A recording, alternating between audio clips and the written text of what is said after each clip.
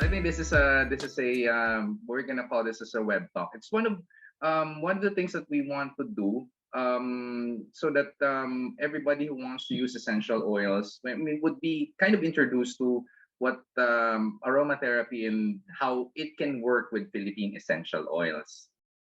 Okay, so yeah, it's a collaboration between Casa de Lorenzo and Miss Balot de Rosario. So later on, she would be speaking about aromatherapy.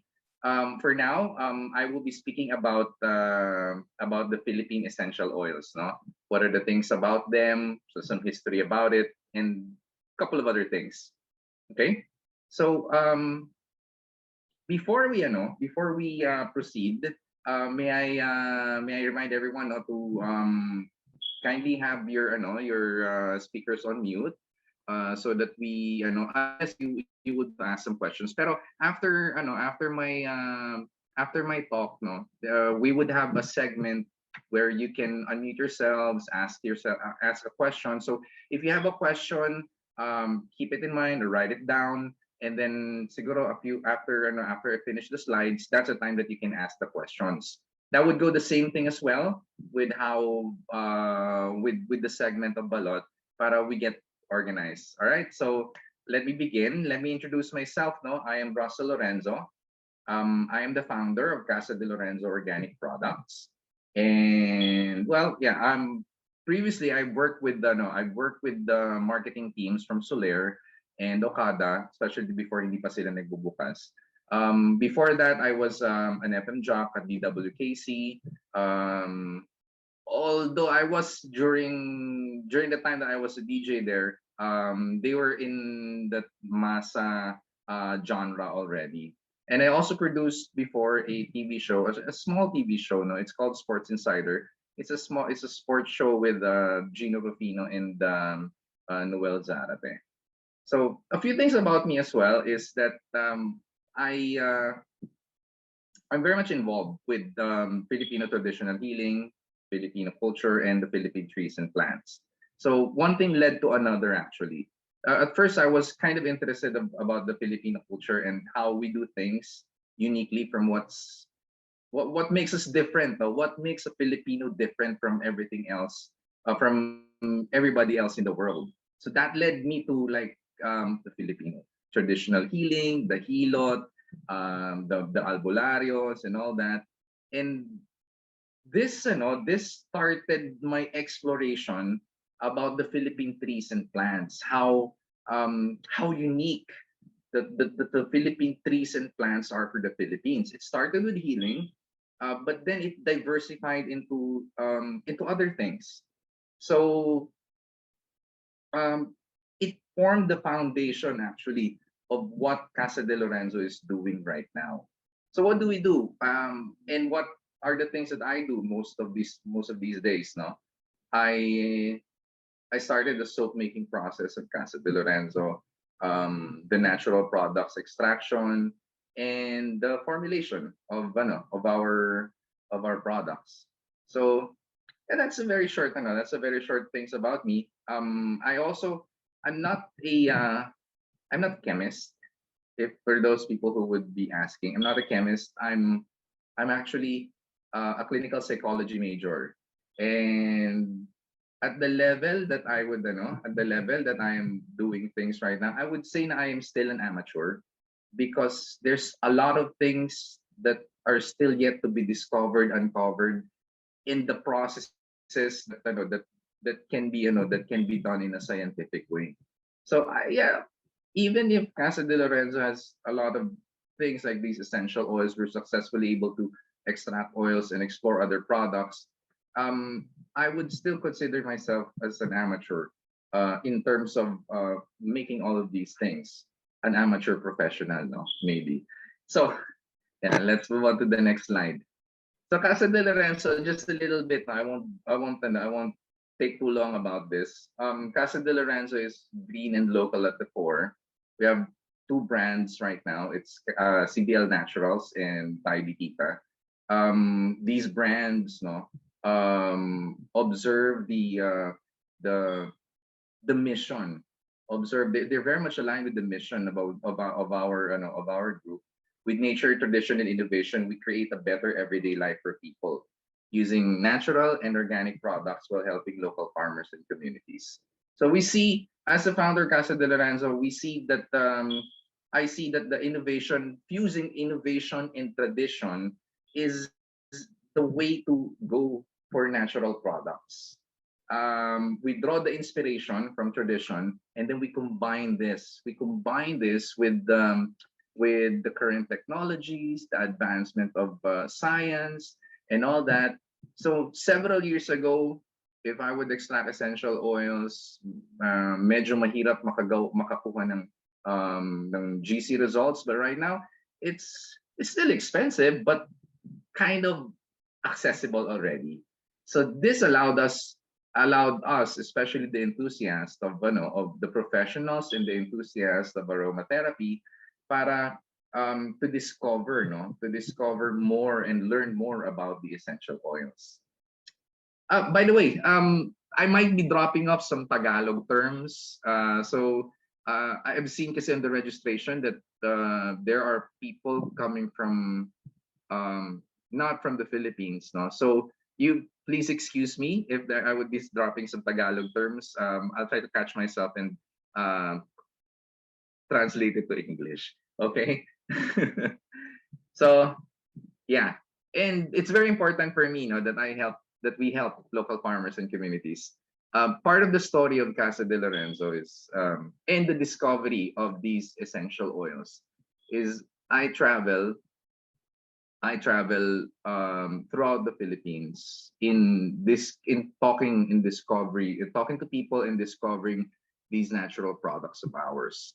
So in the process, no, only the farmers and the remote communities have access kasi to these unique products. And in a way, we're kind of helping them. We're kind of helping them when we get from them products, when we get from them the raw materials, the ingredients for what we use in our products. It helps them sustain a bit of a livelihood. Okay, so it's very important for us that we are able to help, and hopefully in the near future, help a bigger part of the community, the farming community. So let's talk muna about Philippine essential oils, shall we? This slide, no, this slide, for me, before we talk about essential oils, it's very important that everybody would know about the Philippine forests. So most of the essential oils are plant-based, tree-based, and part of our advocacy is about making people realize the impact of lots of things, the impact of us, no, to our forest. Uh, if you could see on this slide, imagine 1900, the whole Philippines was covered in 70% of forest. Fast forward 100 years later, it's only 18% na lang. Okay? Imagine what happened to that kind of forest land. And these things that happen here, we feel it definitely. We feel it. For me, it's much harder to find plant materials, unique trees, the native ones, and all that. So the projection back in 1999 was in 2010, two things can happen. It's either by 2010, 6% na lang ang trees ng Philippines, or it's 19%. I think the government has been quite successful because as of the moment, like I think 2010 ata or past 2010, there's been 23% of forests in the Philippines still remaining. So scenario B on this slide has been implemented. Pero you know what? It's very sad. It's very sad na we have for 100 years, we were able to decimate, no, 70% of our forest, remaining 70% of our forest became 18%. So there's a little bit of history pa. Back in the Spanish colonization in 1521, no, 90% of the Philippines was covered with forests, lush tropical rainforest. Fast forward a few hundred years later, 70% was forested, and then the American Congress, they acted the first Forest Act in 1904. In 1920, bumagsak siya ng 64%. It went down to 64%. And from 1934 to 1941, no, 57%. Fast forward 2003, yeah, 23%. I don't know what the most latest data is right now.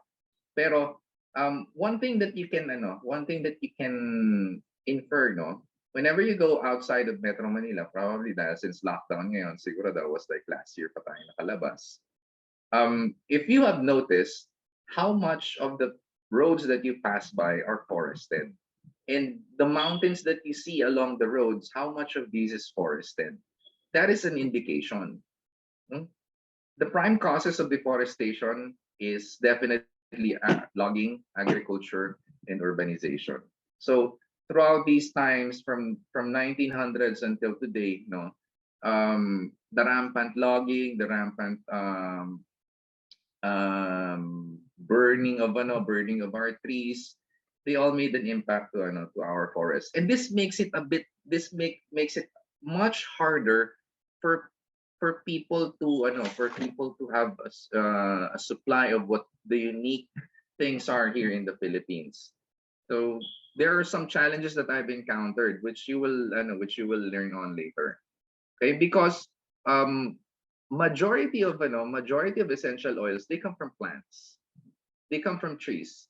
So it's very important that that these are being preserved, no, if we want to enjoy the unique ones here in the Philippines. Because as the forest gets decimated, all of our undiscovered plants and trees that bear essential oil, they don't they don't get discovered anymore. Sometimes they become extinct, or it's much harder to find.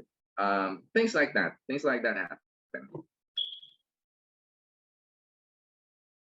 So about essential oils, no, this one is sticking strictly about essential oils. uh Pre-colonial healers use suob for various ailments. How is it related to essential oils? When you put the leaves, no, or the roots or anything aromatic, and you put it in your when you put it in a hot pot and then you boil it, and then the steam rises out of it, um, essential oils rise out of it as well. So our Filipino traditional healers had discovered that this helps the human body to recover from what? To recover from weakness, to recover from, usually the suob is being done by the in the provinces to help someone, or help a mother who had recently given birth, to recover from the childbirth. So it's more of like something for disinfectant as well. And then ipapaligo nila, they take a bath on the kung ano yung pinagsuuban. So yeah, for those who are familiar, this is like this is like the very basic, basic form of aromatherapy in the old days here in the country. So yes, we are aware of aromatherapy even before aromatherapy became popular um, nowadays. So that's being used. In 1892, Dr. Pardo de Tavera wrote about plant materials that yield oil in the Plantas Medicinales de Filipinas. So I have this book. If anyone did you have you read this book? There are some free copies online. You might want to take a look. Although there might not be some English translation there, but the ones that has English translation, no, the Plantas Medicinales de Filipinas of Dr. Pardo de Tavera is like it's like an encyclopedia of what is commonly used here in the Philippines for traditional healing, medicinal, that have medicinal value. And there's very slight mention there that they extract oils from the leaves. For example, ikmo. There was a short there of Dr. Parde Tavera quoting a colleague saying that they extracted essential oils from ikmo and then it smells brilliant, smells nice, and all that. And it's being used for a lot of medical things here in the Philippines. So then fast forward 1907, 1908, when the Americans came na here in the Philippines, they started the Philippine Science Journal, and it featured the Elemi and the ilang-ilang oils. So Elemi has been a mainstay in the essential oil industry of the Philippines, especially and also as well ilang-ilang. But ilang-ilang disappeared from the map. Simply, I don't know the reason why, but right now there's a resurgence happening. So from 1907 and 1908, Elemi and ilang-ilang were the bida, and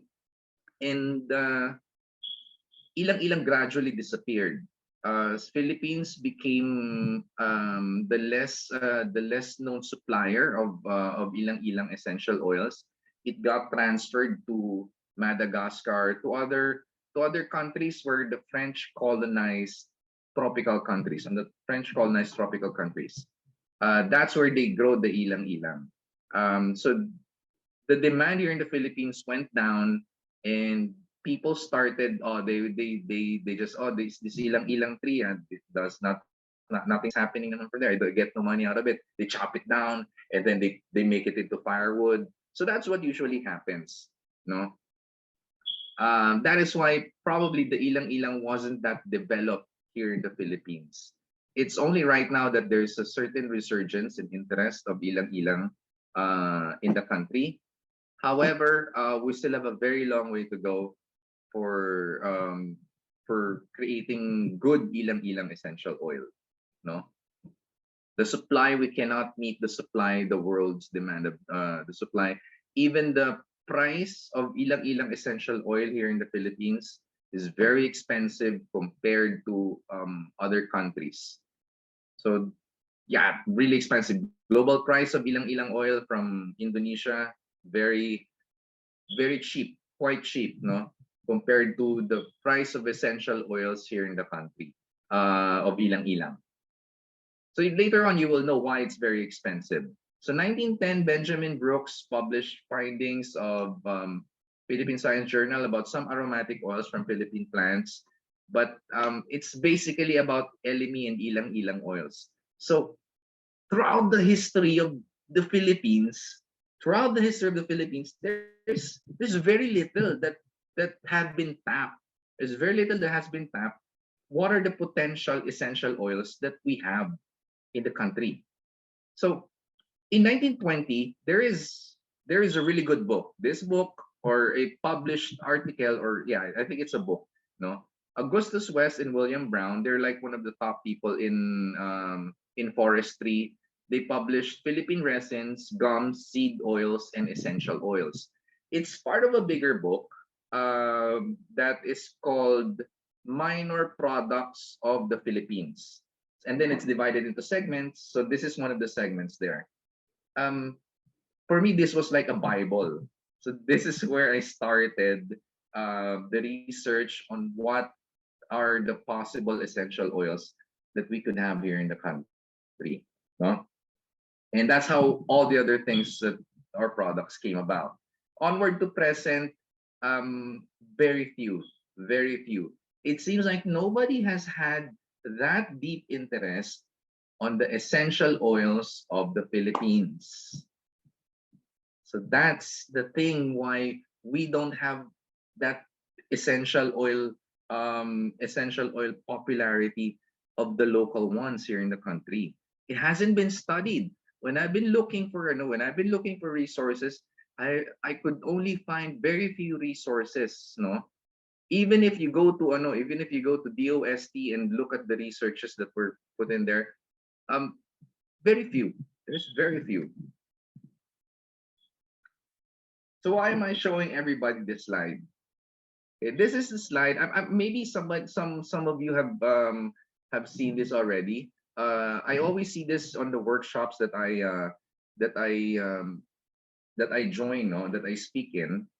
This is this is a representation of how much plant material you will need to be able to get a liter of essential oil.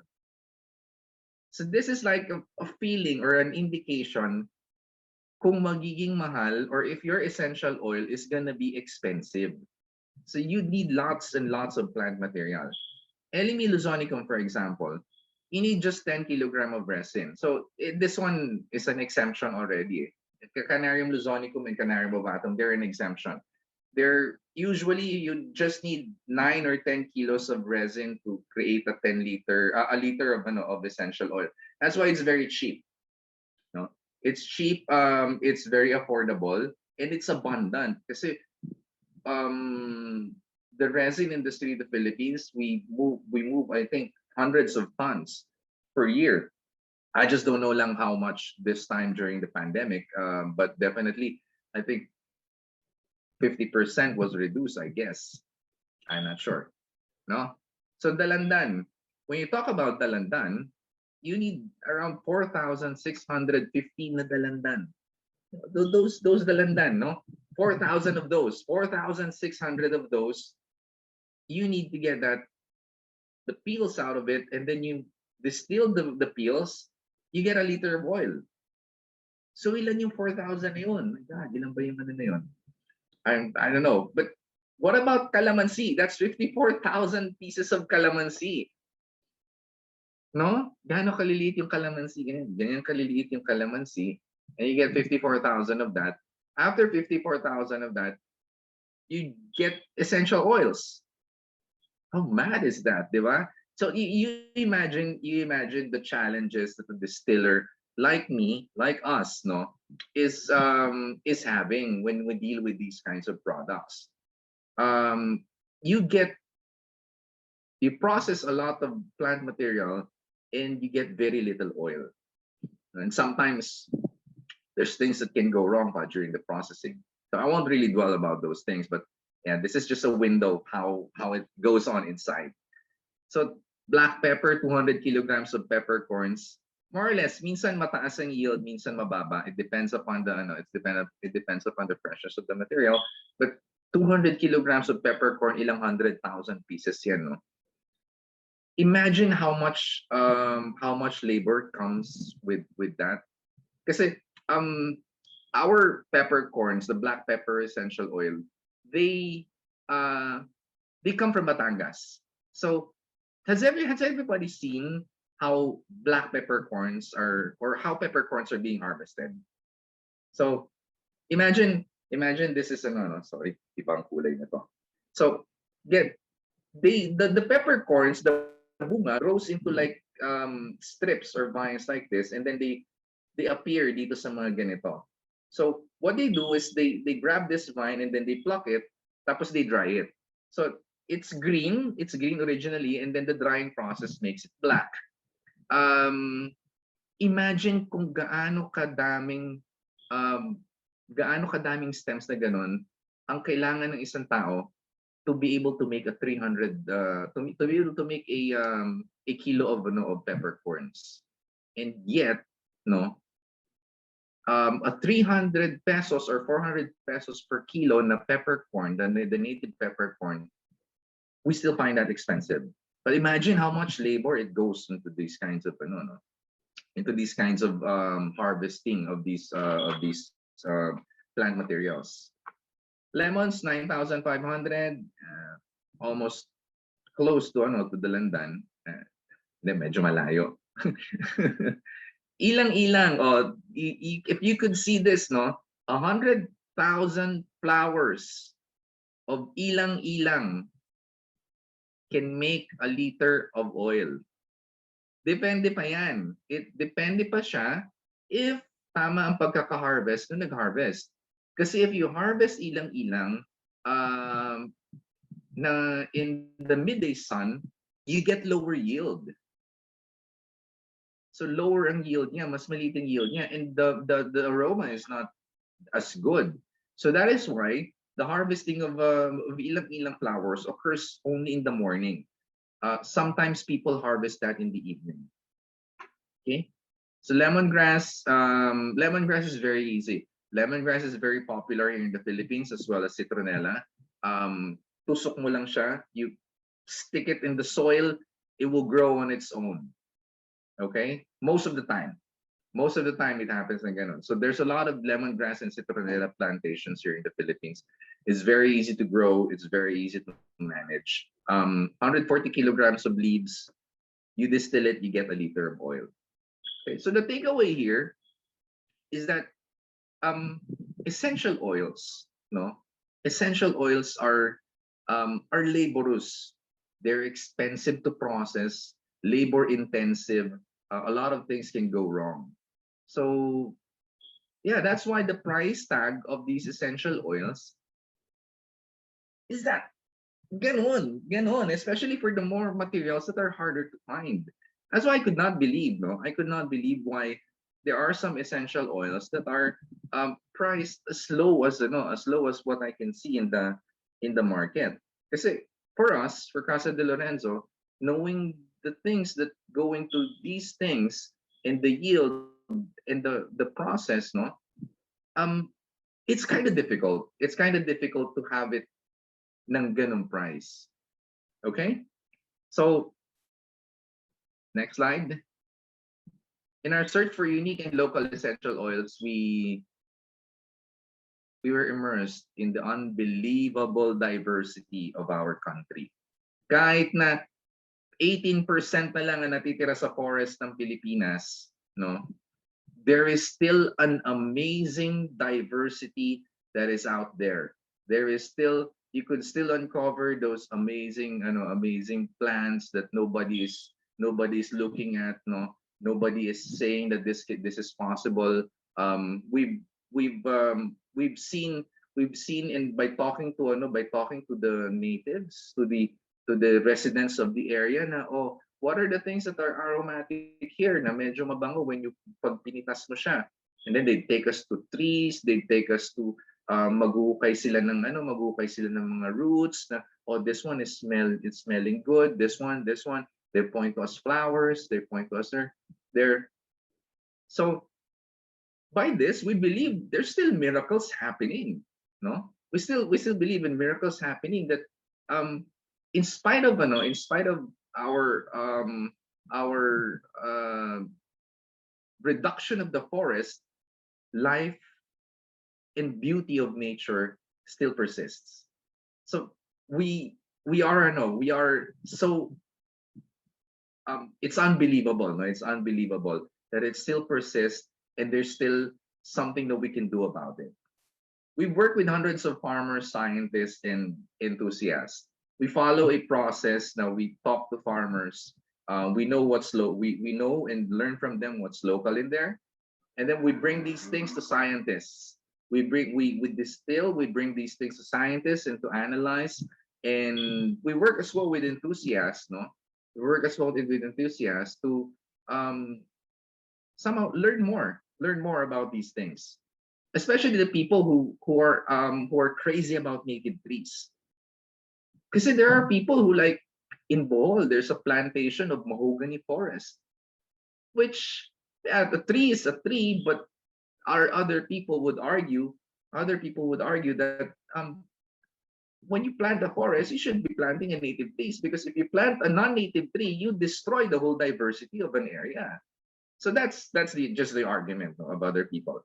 But yeah, so there's a whole movement going on about native trees. You prefer the native trees, the native plants before other else, because these things have been growing for the longest time here in our country.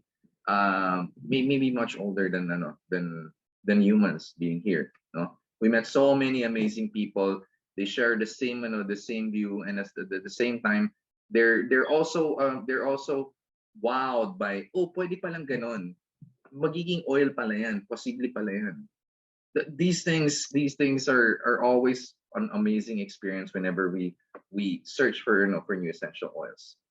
So we've worked with more than 100 plants, 100 types of plants and trees. There's still so much that haven't been tried. There's a list that I keep, no, of the things that I wanted to make as an essential, make essential oils. Promising, possibly promising on paper, but it's a different thing now when you know when you extract these things. Um, and we failed more than hundreds and hundreds of times in getting oils. Sometimes we'll get oils, sometimes we don't. Sometimes when we get the plant material, when we bring it, it's not fresh anymore. So there's so much things. There's so much things that goes on before we would be able to get a bottle of a bottle of 10 ml essential oils that is from local plants and locally distilled. So medyo challenging, but no, we don't get us wrong. No, we love the challenge. We love how to tweak things so that we can make it work. And of course, the whole I know this, the whole value of this thing is when you smell. For me, this is enough. When you smell that essential oil, no, that nobody had ever smelled before, is always an overwhelming experience. Always. I've smelled the oil of alagaw. We distilled alagaw leaves. Nobody had smelled that before, I think. Or yeah, maybe some, maybe not here in the Philippines. Other studies have been done on that. But when we tried the alagaw, it was so exhilarating. It was a very exhilarating experience. So trying to do these kinds of things. Alagaw, I'm propagating some cuttings, and hopefully we'll be able to make ang Lagaw essential oils. It has promising ano daw, it has promising cure, or it can help alleviate respiratory symptoms, especially tuberculosis and pneumonia. So yeah, things like that. Okay. So pag na-smell mo, for me, if I smell the essential oil that hasn't been smelled by anyone, sulit na. Sulit na ang pagod. Okay. So let's go to the sorry, ang haba ng ano ko. Ang haba ng the story. This is what you get when you're talking alone in front of your computer in a camera. Okay, sorry. Let's talk about Elemi. So Elemi is the Philippines only globally traded aromatic. And these are photos of Canarium luzonicum trees and Canarium ovatum. They do not have very big differences, no, in the way to harvest resin and how their trees and leaves look. So if like an amateur like me would take a look at the trees, I would say, well, there's not much difference. Yeah, maybe it doesn't look like really much difference. The botanist would be able to tell, the botanist ba? Yeah, it's the botanist who does the classification of this. They'd be able to it's a whole process thing that it's kind of difficult to go into. But yes, I hope there's some botanists here, or maybe enthusiasts in plants to be able to yeah, tama yan, that's correct. So there's also difference, no? There's also a difference in the resin that they produce. So the general properties of Elemi is that Canarium luzonicum has been the source of Manila Elemi resin. I've read in the Philippine Science Journal that since the 15th century there has been people using Elemi. But Elemi is kind of like a general term for anything, for any soft resin that comes out of trees. So that is why the resin that is here in the Philippines, it's called Manila Elemi because it comes from the trees in the Philippines, and the capital of the Philippines is Manila. So lahat yan Elemi resin na. But there are in fact several classifications or several types of Elemi resins that you can find here in the country. So most of these are generally wildcrafted and organic. They grow in forests, they are not planted most of the time. Okay, people do not plant the Canarium luzonicum. Why? Because it's only valuable in resin. It doesn't, aside from the resin, they don't have anything of commercial value. The fruits are very small, no, and you cannot you can eat the fruits, but it's very hard. Has anyone here have eaten a pili fruit? Nah, a pili nut, right? Do you know how hard, for those who haven't, no, you know how hard it is to get a pili fruit, a pili nut out of the out of that fruit. You have to peel off you have to peel off that vegetable layer. It's called the pulp, and there's a specific way of process of getting that. No, you need to boil it, and then it will soften. Not boil, but immerse it in hot water, and then it will get soft, and then there's a hard shell in there. You have to chop that pa, and it's very hard. It's so hard, no. So when you get to the nut, yun, that's the usable one, and then you dry it or you roast it na. In Canarium luzonicum, there is a small nut. Pili is like this, no? Pili is like this. Canarium luzonicum is something like that small. Okay, tanya ba? Yeah. So this one, the Canarium luzonicum, I wouldn't really want to do anything about this na anymore. And so that is why resin for Canarium luzonicum, it's resin na lang. It has methyl eugenol, considered as carcinogenic. When we analyze our Canarium luzonicum, it has a bit of methyl eugenol, pero it's very low, no? Our the Elemi has 0.09% based on our GC results. Other countries, other people who have Elemi essential oil, they have like zero point 0.3 or 0.4%. So that's like almost 10 times more. That's like 10 times more than the methyl eugenol content of CBL LME. But you should know that Balot will discuss later on about some interplay of the compounds, no, within the essential oils. We should not really be focused on just the individual elements or the individual compounds inside the essential oils, because these essential oils, they work as a whole, no, and you have to make it look. They have to, when you're dealing with essential oils, you have to make it. They have to look at it as a whole. So very quickly, Canarium ovatum. These are commercially grown because of the nuts. So it's more being grown because of the nuts, not because of the resin. But our discovery of this resin is that the oil from the resin has very high levels of alpha phelandrine and zero methyl eugenol.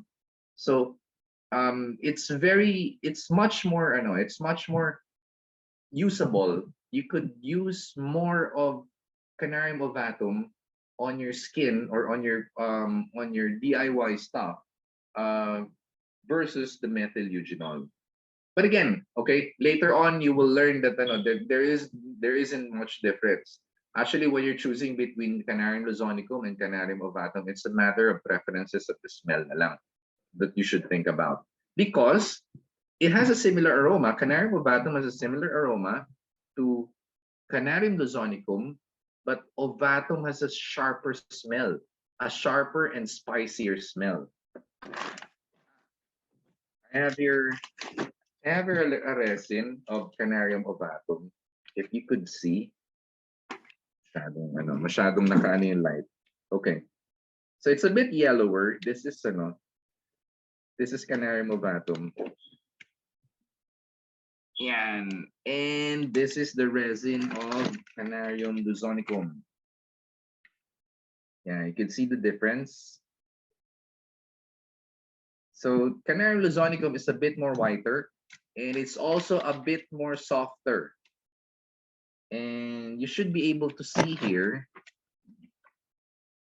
and mas lumalabas yung oil. Even sa packaging, sa ano pa lang, nakaano na siya, kita mo na yung oil. So there's a lot of oil already coming out of this resin. So this is Luzonicum, and this is the yellow one. It's Ovatum. So it's sharper. Ovatum is sharper, no?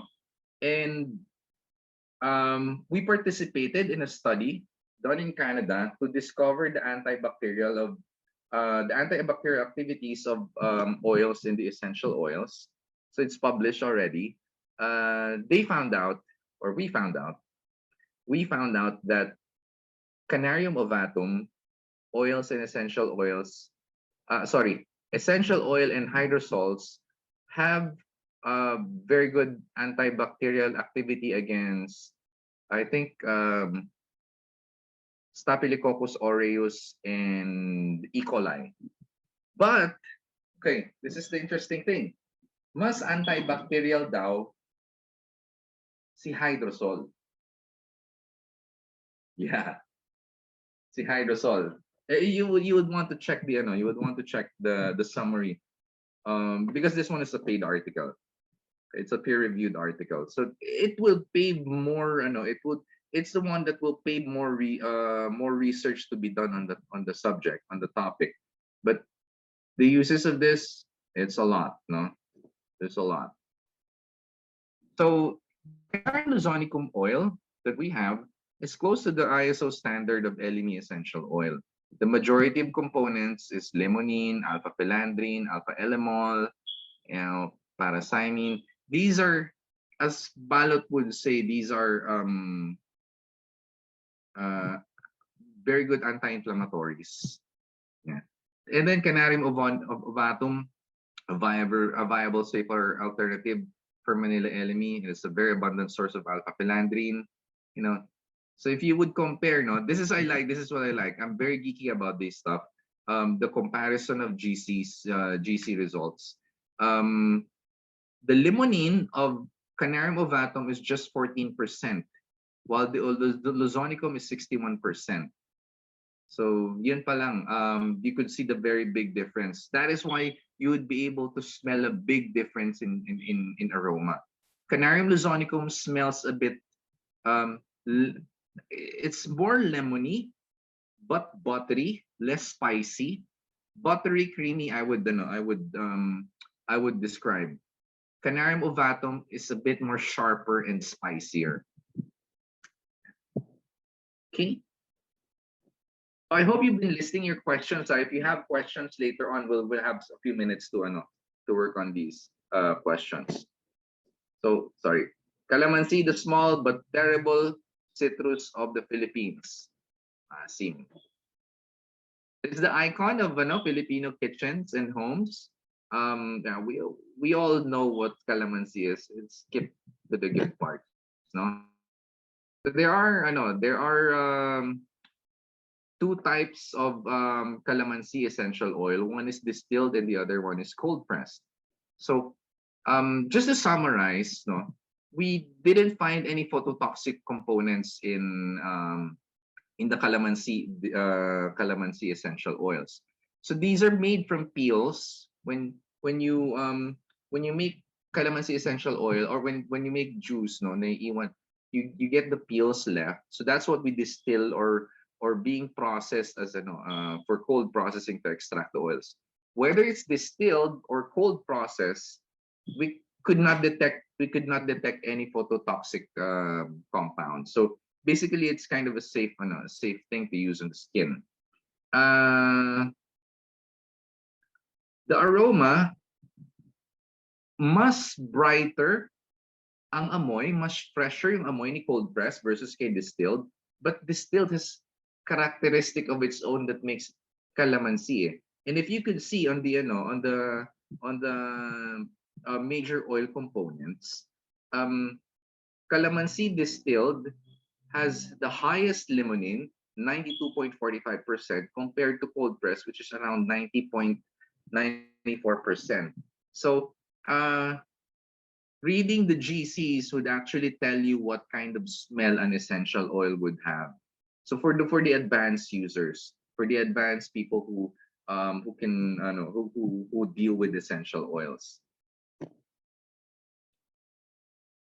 Dalandan, our sweet and green orange. You know what I love about dalandan is its smell For me, it's one of my favorite smell because um, it's citrusy and sweet. And seriously, I feel really good whenever I smell dalandan essential oil.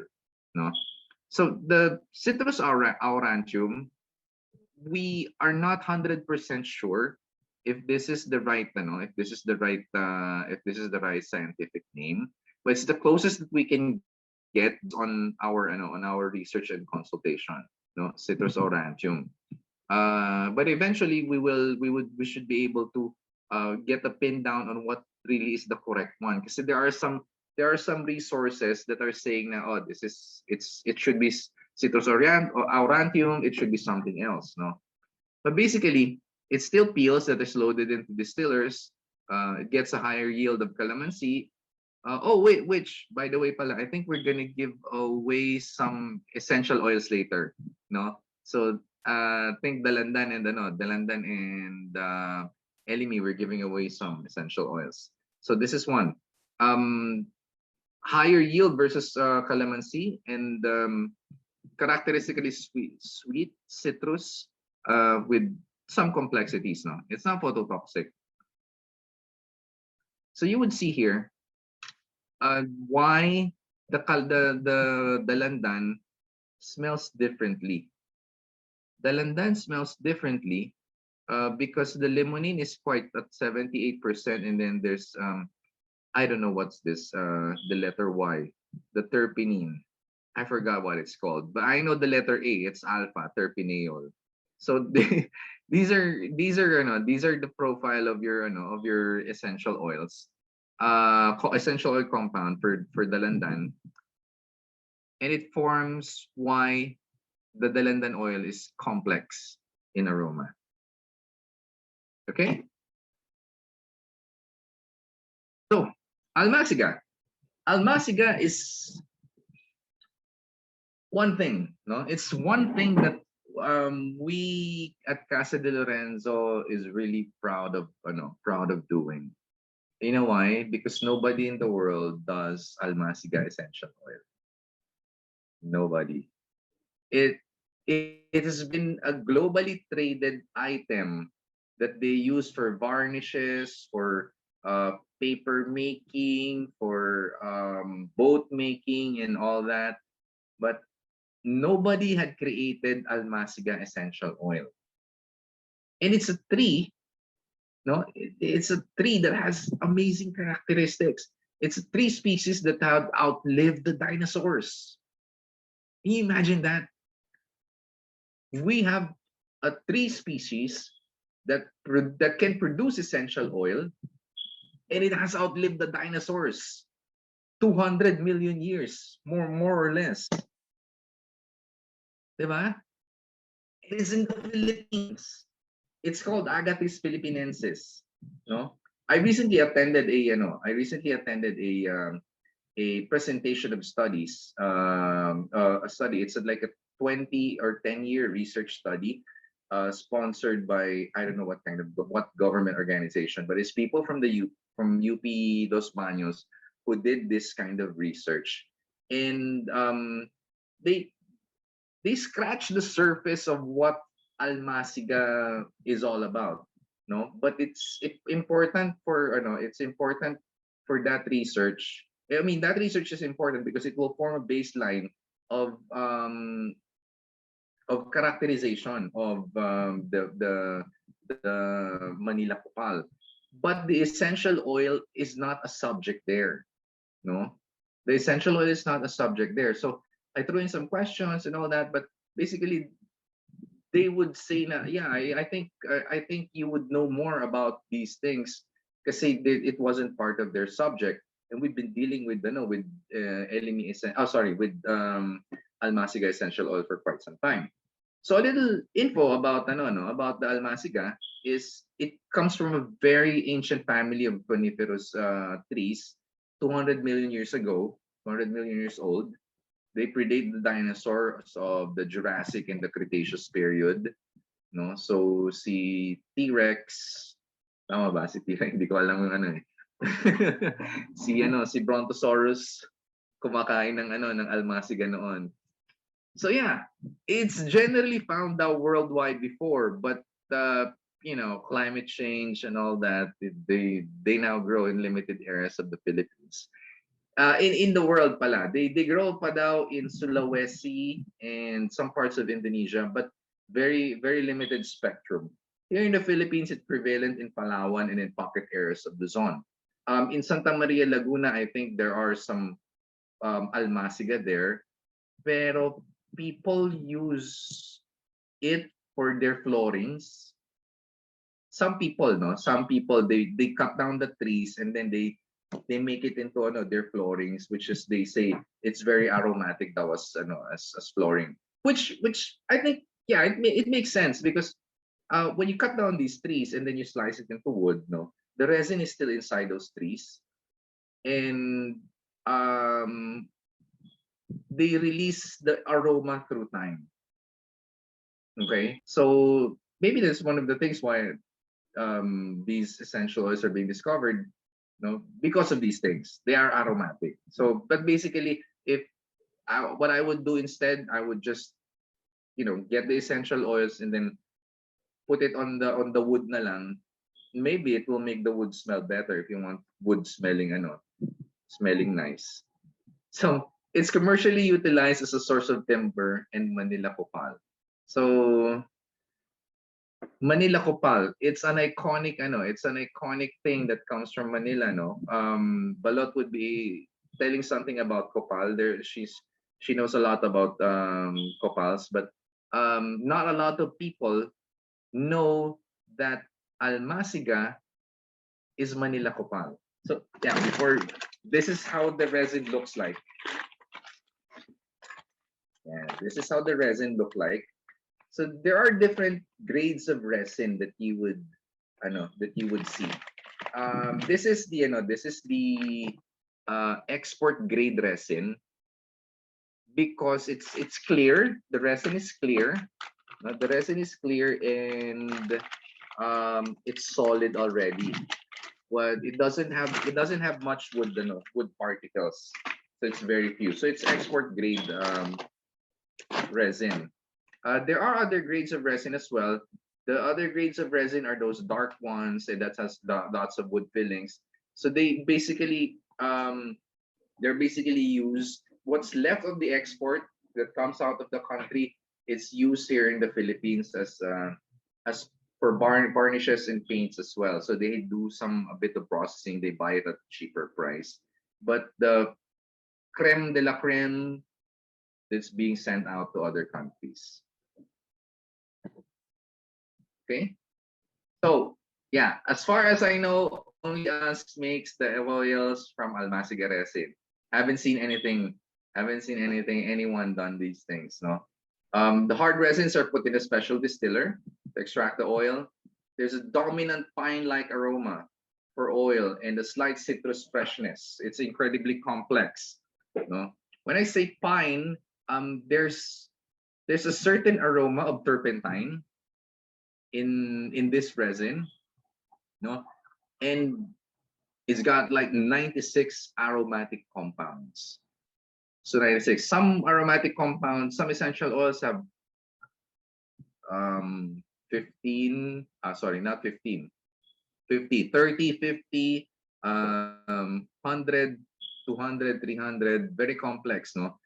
Manila copal oil has 96 aromatic compounds, and it's generally composed of these, no, alpha-pinene, limonene, beta-pinene, parathymine, sabinine, and on all of those things. It's very good to know. It's being used as a folkloric treatment for asthma, respiratory symptoms, all that. It's good for muscle pains as well. Very good for anti-inflammatories. Black pepper. Okay, so black pepper I was talking about later a while ago. It comes from native black peppers grown in Batangas. They're complex and more spicier and more intense actually versus the Indian variety. So there are two types of pepper in the Philippines. One is the Indian variety. It makes more fruit, no? Mas marami siyang fruit. For example, that one stem that you know, you'd probably get around 50 for the native variety. For the Filipino variety, you'll get 20 or 10. So that's how challenging. That's how ano. That's how few the difference is. That's why not a lot of people grow the native black pepper. They would grow the no, the Indian black pepper. So characteristically, black pepper is the aroma is spicy with a trail of citrus. So you'd be surprised how black pepper smells, no? Um 96. I don't remember. Maybe I made a mistake in putting up the 96 aromatic compounds. Sorry about that piece. Pero the major oil components are correct. The major oil components are correct. It has beta carylopene, limonene, beta pinene, and all that. Now, a lot of people um would be very cautious about black pepper simply because it smells warm, it smells pungent, it smells spicy. I think it was Balo who told me that. I forgot. Pero you can use a lot of it. You don't need to make tipid. Sorry, couldn't find a word for that. You don't need to be very stringent about the black pepper because it might irritate you. No, it's not because of its composition and compound. There are not much irritants in the black pepper essential oil. So it's very good for muscle pain. It's very good for warming. It's very good for grounding as well. Okay. And this is the last oil that I would be talking about. Grass of wonder. So vetiver. So this is one of the most impressive essential oils or plants, no, not yet essential oils, even as a plant. I'm very much impressed about vetiver. Why? Okay, a little background, no? It's probably the most useful grass that you could ever use. It's locally known as moras, and the Aitas use it as a fumigant, no, when burned to ward off mosquitoes and other insects. So there's historical use when the Aitas were interviewed in Pampanga.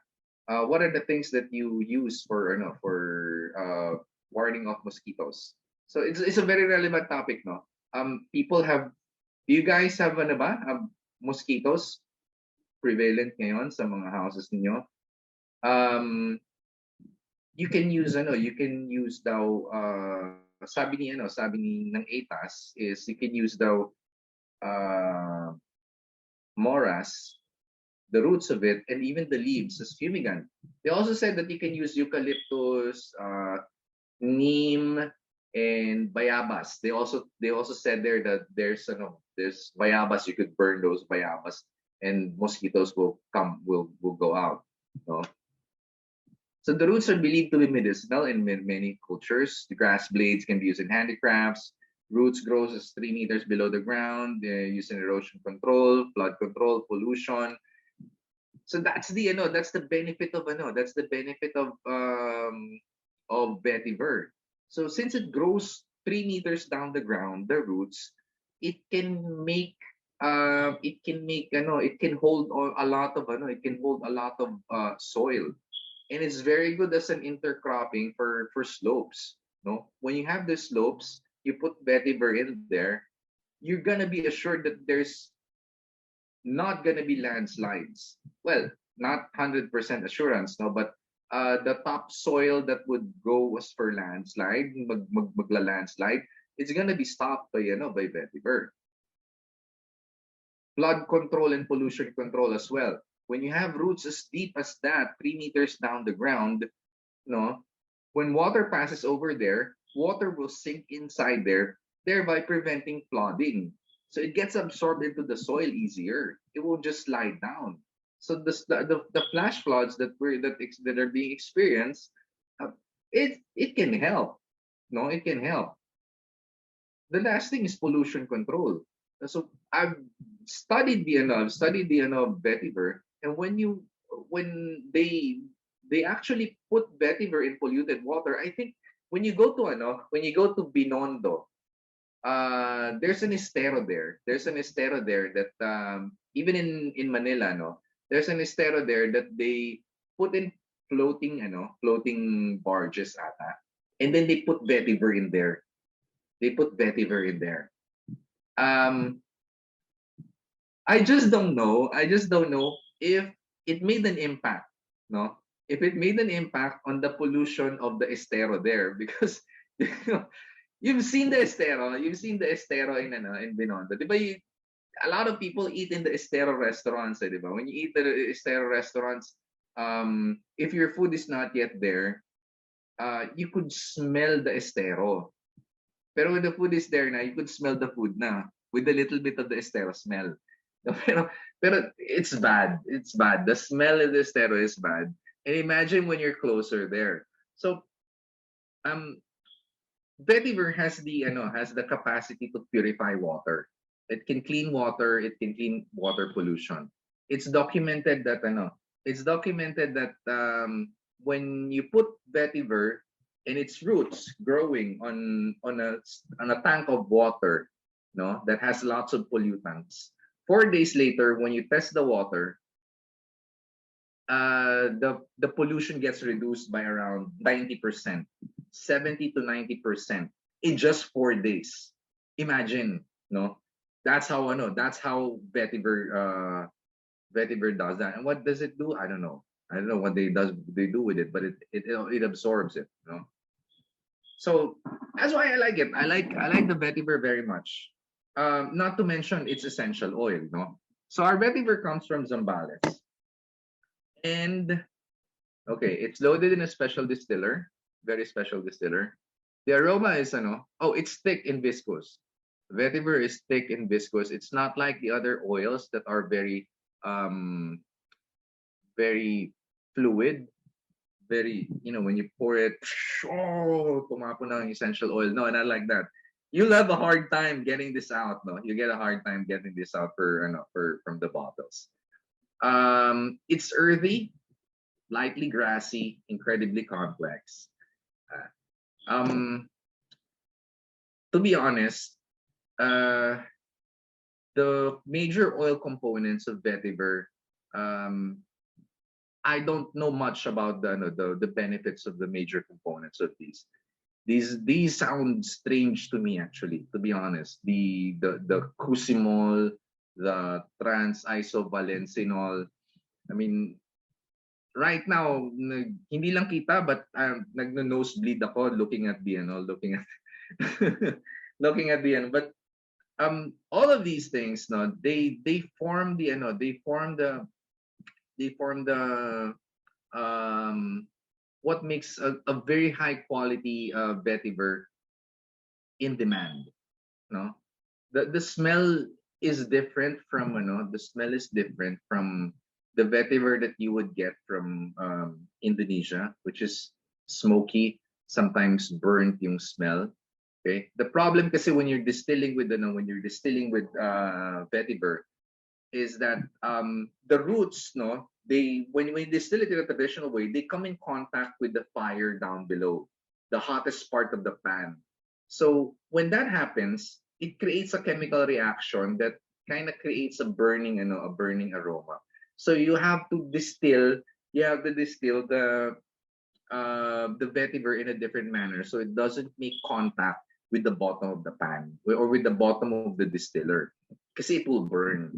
It will burn, and that's the reason why it's in Indonesia. Because in Indonesia, the setup there is that people would just plant vetiver, they uproot it after 1 year or 2 years, and then they wash it and then they do something about it, dry it. I think, yeah, mga ganon. Okay, yeah, it's a secret. The process is a secret of processing vetiver. Then you throw it in a still and then you add water.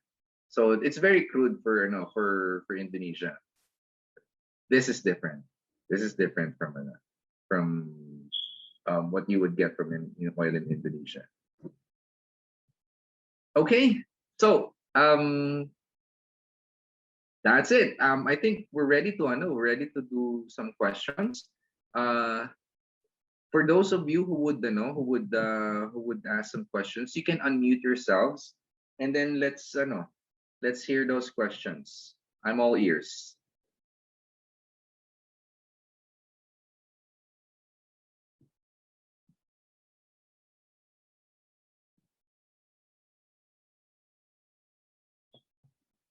Anyone?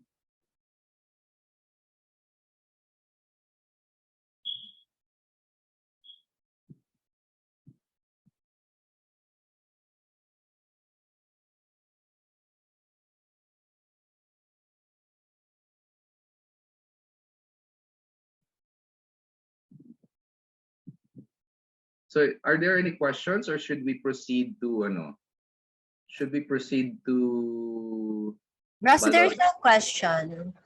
Yeah, Is Elemi like tea tree? Elemi is like T3. Now how would you qualify the likeness? Yeah. No? That's the question. That's my question. How would you clarify? How would you qualify the likeness of Elemi and T3? Kasi both T3 and Elemi has anti-inflammatory properties, but T3 has its anti-inflammatory properties come from um, eliminating the infection and the inflammation. Elemi is just um, eliminating the inflammation. I would say, no. So I think the difference would be there. In terms of aroma, they have a very diverse smell. T3 has T3 has a very green and a bit of narcotic smell. No, it's not narcotic. It's something else. No, Very that's medicinal. Very medicine. Leafy, herby, very yeah, herbaceous. yeah. Elemi is more spicy, lemony, Yeah. and for Luzonicum, it's creamy. Yeah, so that's how I would put it. Ross, you want to unshare your screen so that you can see them if they have any more questions? Uh, Yes. done. Yes. So you can now unmute yourselves if you want to ask questions. Yeah, please unmute yourself so that you can ask some questions.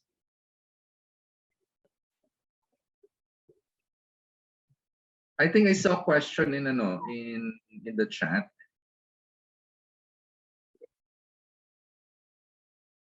I am sorry.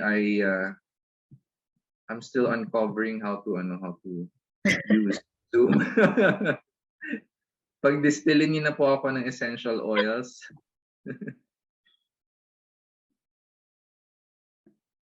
Medyo learning curve ko sa Zoom. Teacher Here. Yulo said, yeah, in my notes, benefits of almaciga pala yun, no? So, mali yung pronunciation ko. Include anti-inflammatory properties and muscle pain. I'll discuss about it in a little while, Teacher Dan. Yay. Monet asked for antibacterial effectiveness. For tea tree versus Elemi. Oh, they say that they can't unmute daw. Si They, Bernadette. they can, I think. Beej, can you try to unmute if you can? Okay na. All right, thank you. Hi, guys. Hi, Bernadette.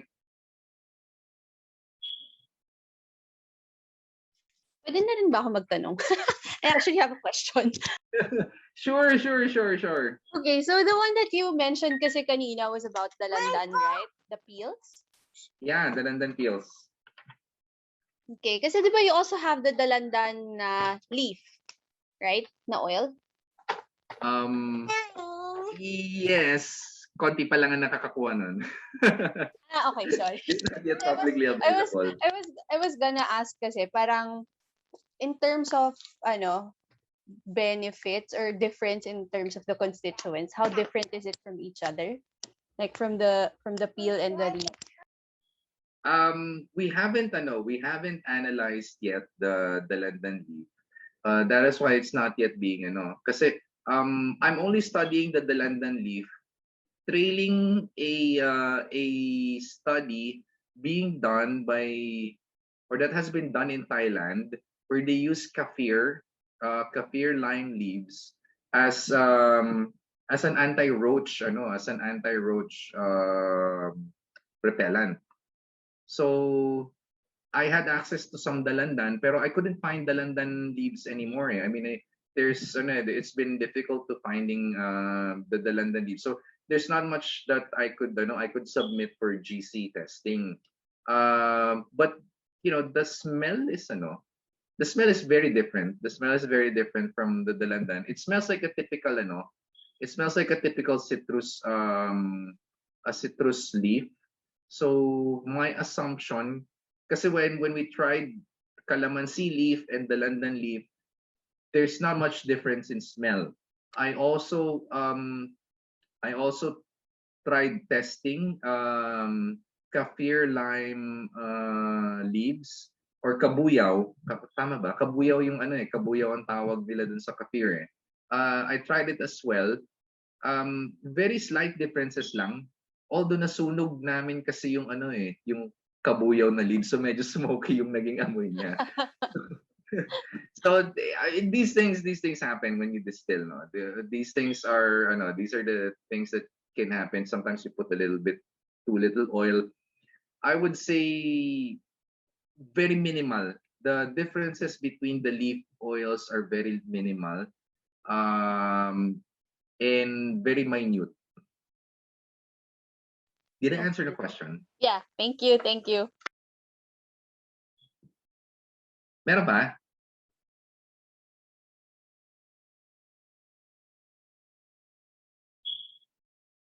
Anybody else who has some questions? Hi, Erica po. I have a question. Hey, Erica. Hi, I actually have yung dalawang Elemi, Luzonico at saka Ovatum. You mentioned po na better for topical yung Ovatum. I haven't tried them. I have them but I haven't actually used them.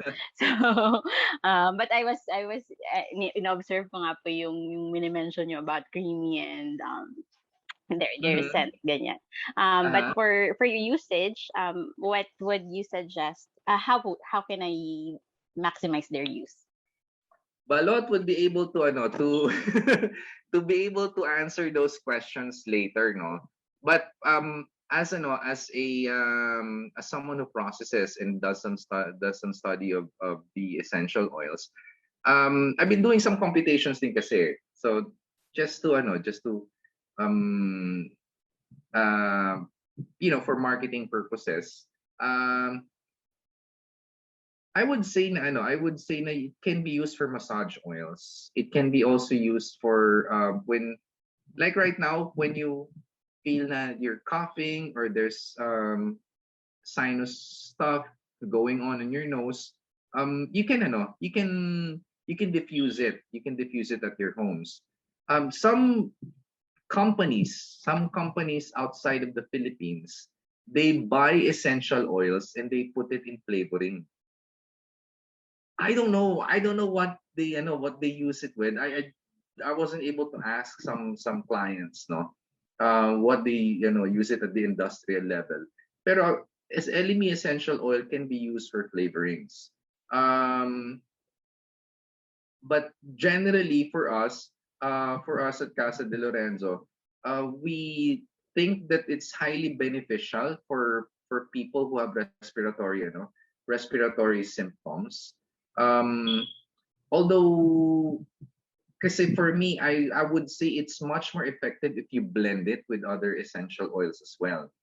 And then if you're like treating something like a flu or a cough or a cold, um, you you treat that with some inhalation parts of it, inhalation, kasi it puts a direct input into your lungs where kung nasaan yung problem. But you would also need to drink or consume not consume essential oils, but consume medicine, no? Medicine like the lagundi or some tea or some medicine that helps as well, because that helps. A combination of a combination of these things accelerate the recovery of the human body. So meron kang direkta sa lungs, meron direkta sa bloodstream mo na medicine and all that. Okay? So for now, doon pa lang ang medyo we recommend the usage of Elemi. Eventually, we'll be able to find better usage. Candles, good for candles as well. Yeah, if you're feeling down, if you're feeling depressed, open a bottle, pop out a bottle, sniff it for like 2 to 3 minutes, or 2 to 3 times lang, or drop it in a tissue paper. It can change. It can change the how you feel it, how you feel almost immediately. So yeah, those are the things we recommend. You have a follow-up question, Erica? Okay na po. Thank you. All right. So if there'd be other questions, I think we could ask them later during balot session. I think mas maraming questions later for balot's part. Okay? Balot, are you ready? Madaya. Shelf life of Elemi. Shelf life of Elemi. Okay, that is a question. That's a very good question. The shelf life of Elemi, they say, is around 2 to 3 years. Okay. When you work out the expiration date of an essential oils, you have to look for the essential oil compound that expires the fastest. Okay. So what is the fastest expiring compound of essential oil in Elemi? It's the limonene. Okay. When limonene passes the 2-year mark, it starts to break down into epoxides, peroxides, and all that. So it's kind of like irritating. It will be irritating already. But okay, here's the thing. Magkaiba, or there's the difference between Elemi luzonicum and Elemi ovatum is that Elemi luzonicum has a higher level of limonene, no? So you have to use it faster, because if it passes the 2-year mark, by the way, our essential oils, that we have, they're not 1 or 2 months old when you get them in the bottle. We distill regularly, so our essential oils do not stick around for 1 year dito sa bottle. Okay, so yeah, when Elemi luzonicum they pass the 2-year mark na, it's best that you start consuming it, or you consume it nang it's not being used for your skin. Okay? But for Elemi ovatum, since it's only around 20% limonene, that's why it's good that you kind of know about the chemical compounds, no? It can last a bit longer. Probably 2 to 4 years. Pwede pa siguro ng 5. But in a general sense, anything that has limonene, you should only use that for around 2 to 3 years. Okay? Meron pang isang but. Okay, there's another but. There's another but here.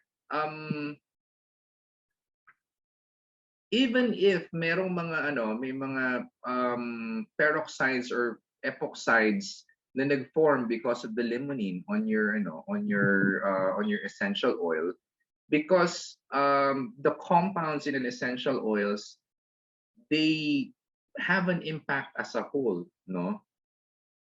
One compound may be carcinogenic or phototoxic already, but several other components are antioxidants. It kind of neutralizes the bad effects of those small ones that you encounter. So the thing here is, it's not a hard set rule. There's no hard set rule on the expiration of essential oils. The expiration of essential oils is a guide lang, so that you don't get irritated when you use it on your skin. if you're not using it for your skin, um, the essential oils have a shelf life of even longer if you're not using it for your skin. But if you're using it for your skin, better stick to 2 years, sometimes 3 years. Vetiver has a very long shelf life. It can last very long, 10 years, 8 years, probably. Those essential oil compounds you've seen that you and I are not familiar about, they last really long. They are very stable and they're very stable. The ones that has limonene, and medyo mabilis sila mag-expire. Okay?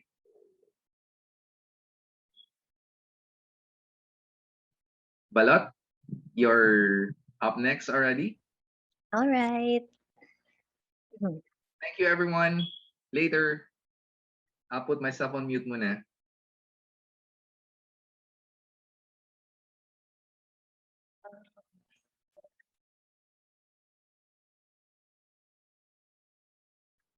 Hello, everyone. So, after a bit of discussion on the landscape of essential oils in the Philippines, I will be discussing a little bit about further on about their uses based on their constituents. So, one fourth, I think, or one fifth of the attendees I know from the aromatherapy groups. But for those of you who don't know me, I'm Balot. I'm Ernalud Del Rosario, but you can just call me Balot. It's easier to remember. So I was in corporate for 15 years. I took my aromatherapy certification and graduated in March of 2019 because I burned my son's skin and I panicked that there could be dangers to essential oils, especially because my son was 18 months old then. So that was the starting point of my study of essential oils. And I got to know CDL because I was looking to paint a picture of the Philippine essential oil industry. And during that time, I still couldn't find any distillers. And so I hunted Casa de Lorenzo and eventually found Russell to give me a little bit of background about Philippine essential oils. And yeah, I have been studying since. And like Russell, I still consider myself as a student of aromatherapy. I don't think that it will ever end, especially for learners like all of us here, because you're all here. I believe that we are all learners. So that is my background. My practice has been specialized in risk groups, specifically for children and for pregnant women, people with immune compromised systems, because they're more at risk with the use of essential oils. And also very recently turning more into linking essential oils to the mind and to the spiritual part of things, the energetics of it all. So over the years, I have defined my own version of what I consider aromatherapy. And it's really using pure essential oils and other essential oil products, even aromatics like incense, like the resins that Russell showed you, the hydrosols. And it's really to influence any and all of our four states. A lot of us would use it for our body, muscle pains and um, and respiratory distress to address all those factors. Some of us would use it for our psychological and emotional, like to battle anxiety. We need that, especially at this time. And several others would use essential oils for their soul. So it's enmeshed in a lot of spiritual and religious practices as well. So that's the beauty of it, because you can use it wherever and whenever you want, wherever you are in these four quadrants, or if you're there in all of them. So how do we apply essential oils, or where do we apply them? As I mentioned, a lot of us would go into therapeutics. So we are looking for how essential oils can help us in our wellness in terms of physical body. So this may be respiratory support. It could also be for like muscle cramps, pain, insect bites, especially for the kids, for sleep, ganyan. Some of us would use essential oils to support those functions. Essential oils are also used in perfumery. We use them for cosmetic, for facial washes, body washes, lotions. A lot of us also use it for environmental mood setting, like we have room sprays, we have linen sprays, we also have our diffusers. And the last one is for energetics, as I mentioned, like the use of essential oils to address some emotional or spiritual concerns for those of you who may use it in those areas, TCM, Ayurveda, chakras, and using essential oils to represent the elements, air, water, fire, earth, which is used also in ancient Filipino healing art. So those are the different applications of essential oils. So I'll just go a little bit deeper, not naman deeper, quick overview of the constituents of the Philippine essential oils that Russell discussed based on the GC. And we will start with calamansi.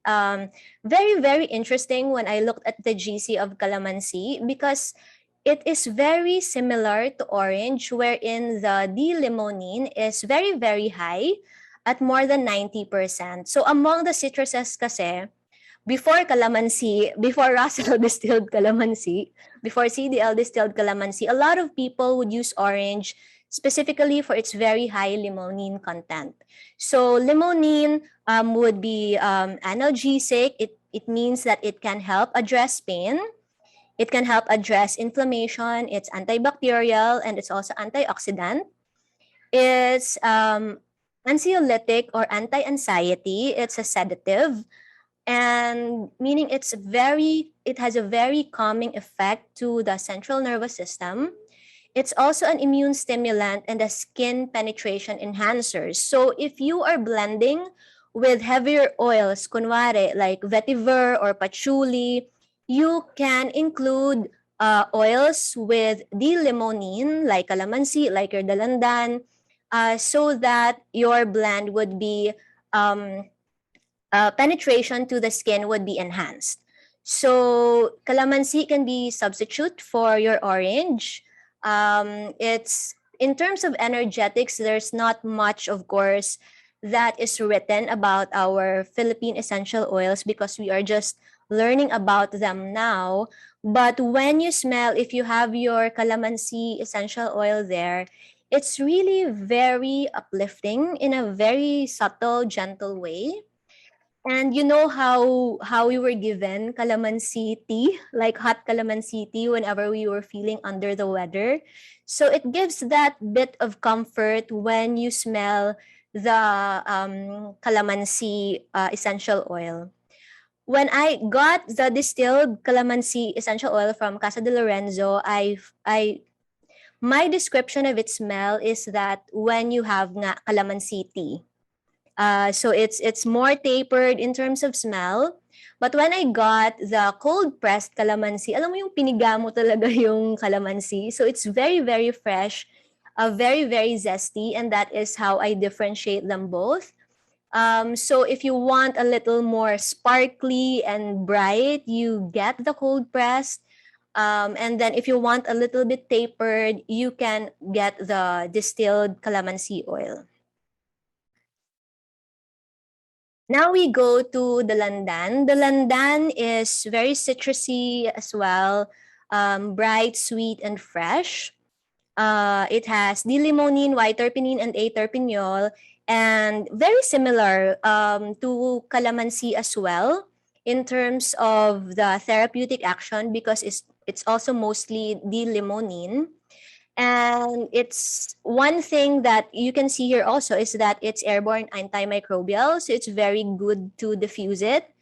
So it can reduce the microbial load whenever you diffuse it. So kunwari, just diffuse like 10 drops. Pero lumabas kayo sa room, leave the room closed, and then ventilate it after. So it can help reduce the microbial load of your room. And it's also an immune stimulant and a skin penetration enhancer. And when you look at its chemical composition, it's very, very similar to your lemon essential oil. So if you run out of lemon essential oil, try out the dalandan. It's something local and something that you might really like because it's very, very familiar. I think a lot of us are more familiar when we were younger with the dalandans rather than the lemons. The lemons came na lang at somehow very recently.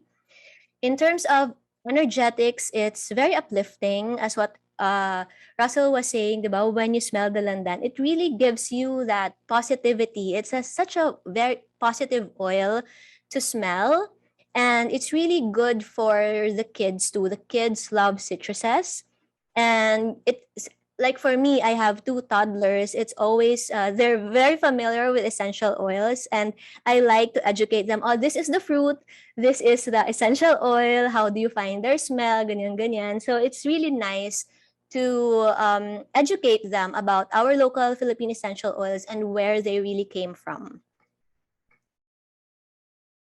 The next one is Elemi, the Luzonicum species. So it has D-limonene, elemol, aphilandrin, and it's analgesic. Erica, this is what we were talking about. So it can address pain. It's good as immune support. It's anti-inflammatory and antispasmodic.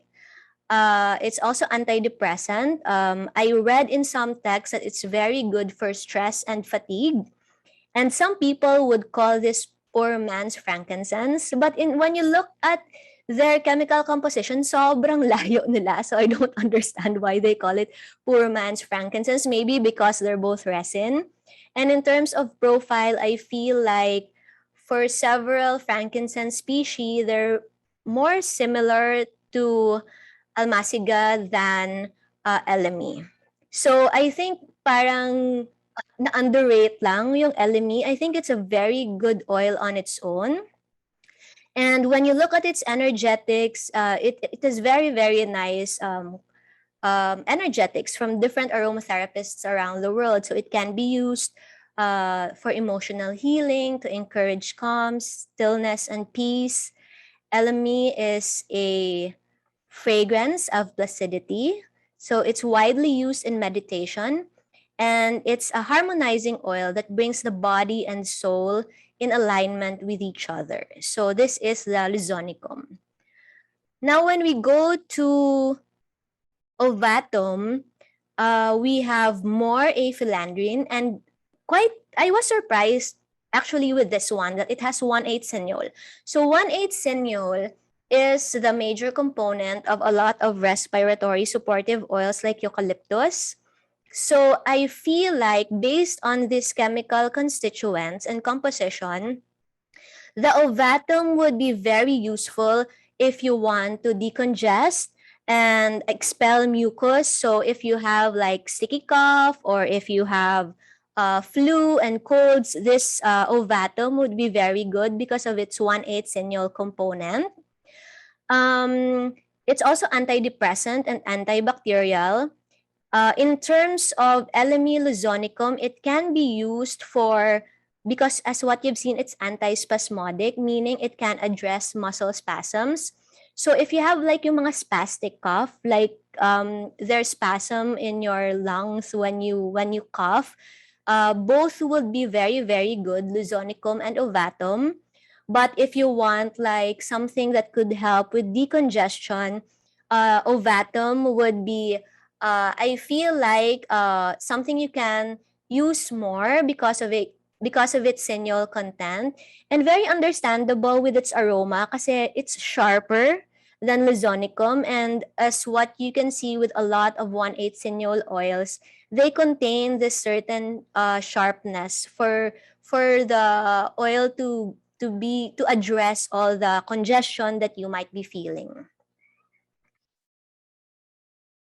I was looking at the standard for methyl eugenol content, and based on essential oil safety by Tisserand and Young, they recommend dermal use of Elemi 6.7%, but that is based on a 0.3% methyl eugenol content, which you have seen kanina, the Casa de Lorenzo oils are very, very far from this 0.3. It was 0.09 lang, Russ, no, if I'm not mistaken.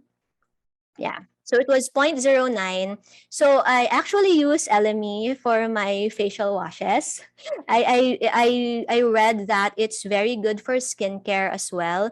because I really like the resinous oils.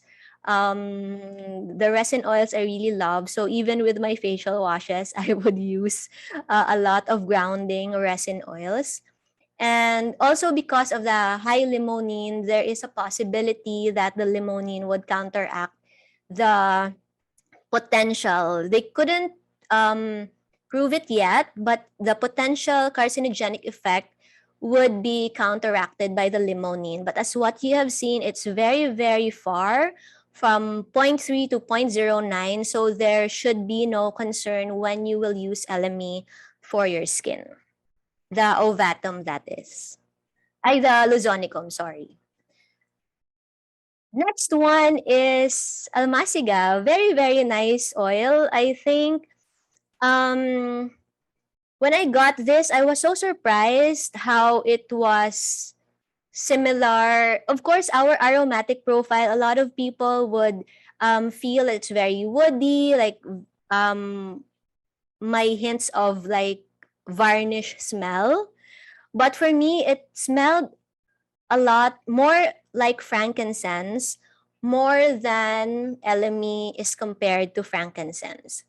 When I looked at its chemical composition, the chemical composition is very, very similar to standard Carteri, Boswellia carteri, frankincense carteri, GCMS. So it has apinine, bipinine, limonene, paracymene, and sabinine. And when it comes to its therapeutics, it's also good for pain. It's antibacterial, anti-inflammatory. So all the possible uses that you can think of for frankincense is something that you can apply for almaciga. It's antioxidant. It's good for pain. It blocks the pain receptors. It's also a sedative, like how frankincense is. And if you smell the oil, it's grounding, it's calming, it's very relaxing and meditative. And I think this is one thing that is very common with a lot of resin oils. So I was surprised because I found out that it's Manila Copal nga. And I really didn't read the website. So I missed that part. And recently, I have been studying a lot about incense, and we were instructed to look for copal. My class kit kasi napunta sa Germany or something. So so sabi ko, how will I study copal? I don't have my class kit. And then I searched for almaciga and see what it really was. And then I came across nga na it's Manila Copal. And these resins, whatever they are, where they come from, they have very, very good energetics in terms of grounding, clearing the energies. So I think very similar to how we use frankincense, di ba? So I have also very good feeling about this oil because it's something that is very unique to the Philippines. And for those of you, of course, who are like following a lot of conservation practices, there is a dwindling source of frankincense, especially the ones in Somalia. So I hope that here in our country, the conservation practices for almaciga will continue so that who knows, diba? This could be the future frankincense of the world. So, so it would be very interesting to have something in that caliber coming from the Philippines. Next is black pepper. Very rich in beta-caryophyllene, limonene, apinine, bipinine, aphilandrine, and myrcene. It's analgesic and anti-inflammatory, digestive. So pag may mga naparami ka ng kain, so it can be good for that. You can apply it on your tummy or like just sniff the oil. It's also a good expectorant. So if you want to expel mucus, if you have a cough, I use a lot of black pepper in my muscle and pain blends because it is a very warming oil and it promotes blood flow. So it promotes circulatory flow to where you will apply it. So that is where I use a lot of black pepper. There are several texts that says na it can help with smoking cessation. I have actually blended for some clients. I haven't followed up with them if it really worked. But I feel also like as a smoker in my past life, it's all in the mind. So if you really don't want to stop, no oil can help you. So there's that as well. But who knows? Malay natin. Let me know if you have had any success to help you stop smoking with black pepper. In terms of energetics, when you smell black pepper, it's really very warming and allows us to take responsibility on what we say, think, feel, and do. And it gives us strength and fortitude. I was telling Russell na a lot of the oils that we are talking about, the Philippine essential oils, very, very good for this time wherein we need the strength for the adversities and that we are encountering, as well as to address the anxiety. I think a lot of us would go through waves of anxiety, of fear of what's coming. So it would be good to whip up your oils and do something with them. Last one is vetiver. Again, this is one of my favorite oils. I really love the grounding oils. This is a base notes, very sweet, earthy, musky. It will take you forever for the oil to go out of the bottle. So you need patience. Vetiver will teach you patience. In the Hindu books, it is the oil of tranquility from the Bhagavad Gita. It is said to be, I am the fragrance of the soil. And when you smell vetiver, you can really understand where that's coming from. It's anti-spasmodic, so it's good for your muscle and pain blends as well, for your massage blends, especially when you do the massage at night, because it's also very calming and sedating. It blends well with black pepper, citruses, lavender, eucalyptus. It blends well with a lot of oils actually. It's deeply grounding and it balances our base or root chakra, so it makes us really connected with the earth. And it helps us remain calm when we have emotional turmoil or psychological challenges. So vetiver is a really good oil for that. So next, I would like, so that is just some of the really notable therapeutic actions of the local essential oils. And it's very recent that I learned about bioregion. And it's really defined as a geographical area defined not by political boundaries, but by ecological systems. And as you can see here, like Philippines is really, they classify Philippines as a tropical rainforest. And I've encountered in my recent study about bioregional aromatic medicine. And it's really maximizing everything that's around us, meaning hopefully local plants, local essential oils, because those are meant to really augment our needs because we came from this land. And I love this line that we are embedded in our ecosystem. And because we are interconnected, everything around us supports us. And not only that, we just can take and take. It is also our duty to also protect everything that is around us. And while we maximize taking and taking advantage of the healing properties of these plants and essential oils that are locally available to us, we also need to think about how to sustain them so that our children and the future generations could also benefit from them. And I think that's the beauty of like distillers that are really coming from the local region, because they see how the plants were harvested, how it's distilled, how much effort it takes to get you that bottle of essential oil. And there is that certain awareness, and hindi lang siya pera-pera lang. So hopefully all of us oilers would also parang imbibe this mentality that we give and take and sustain as well everything that is around us that helps us heal in whatever form that may look for you. So next, very briefly, a lot of you here are already into aromatherapy and essential oils.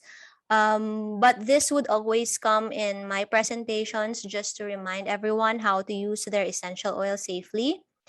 So, essential oils are considered synbiotic. So basically, they are not natural to our body. It's considered foreign to our body. So it goes through the pathways, and everything eventually will be processed by our liver and our excretory system. So when it comes to inhalation, there are two pathways wherein when you inhale the essential oil, it can go straight to your brain, the limbic part of your brain, where it can affect your mood, your emotions, your memory. So the aromatic molecules would touch the olfactory neurons in your nose. Tapos whatever you associate that oil with, it can, kunwari, I super love coffee. When I recognize coffee, it sends an electric signal to my brain, making me happy because I associate coffee with happiness or energy. But on a cellular level, when you inhale the oils, it goes also to your lungs, and it also goes to your circulatory system. So whatever the oil is meant to do, like kunwari, I, I make coffee an example because it's very easy to understand. Kasi everyone would for sure know caffeine more than 1,8-cinyol and apinine, ganyan. So, caffeine, when you ingest it or when you inhale it, the aromatic molecules would also go to your lungs, and what it would do is that since caffeine is a stimulant, it will affect your body on a cellular level. So the caffeine would act on whatever it's meant to do. So it would stimulate you, it would keep you awake, ganyan. And everything else that the body does not need passes by your liver and through your excretory system. That is why sa mga grabe uminom ng kape, they would realize that their wee-wee also smells like coffee because everything the body does not need, it takes it out. So that is the pathway for inhalation. For topical application, it goes to your skin. Then it goes to your circulatory system. Anything that the body does not need goes to your liver and so on. But it is said that only 5% would actually go to the circulatory system. And that is not a bad thing for a lot of people, especially if the issue is on a surface level, like skin level, like your insect bites, your muscle, kasi the pinaka-lower na layer nito is the muscle.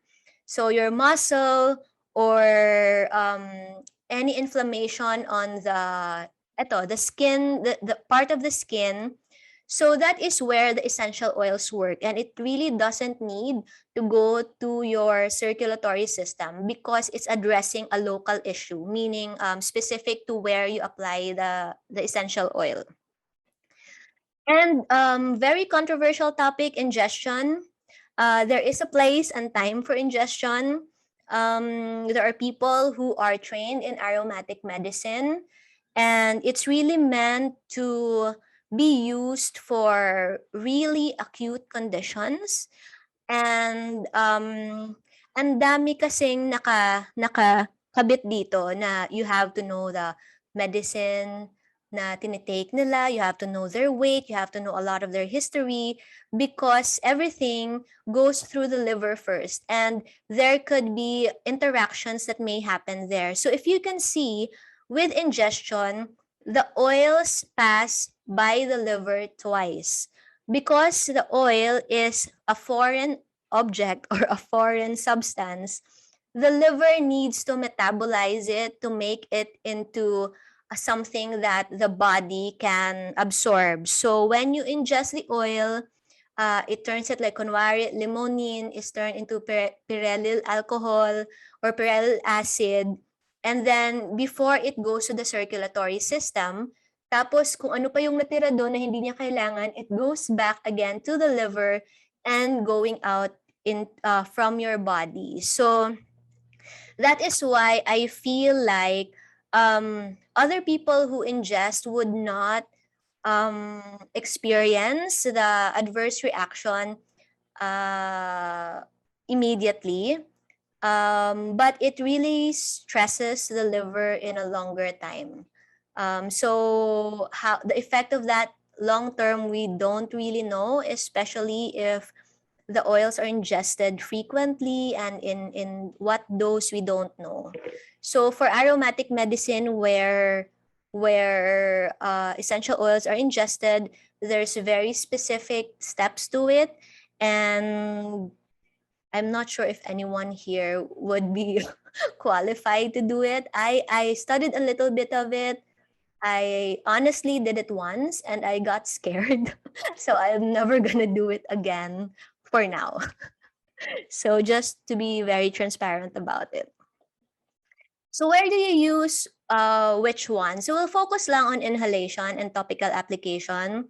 So we use inhalation when you want to influence your mood, emotions, memory. So yun nga, if you're feeling anxious, if you're feeling sad, so you can use essential oils that have previously made you feel better.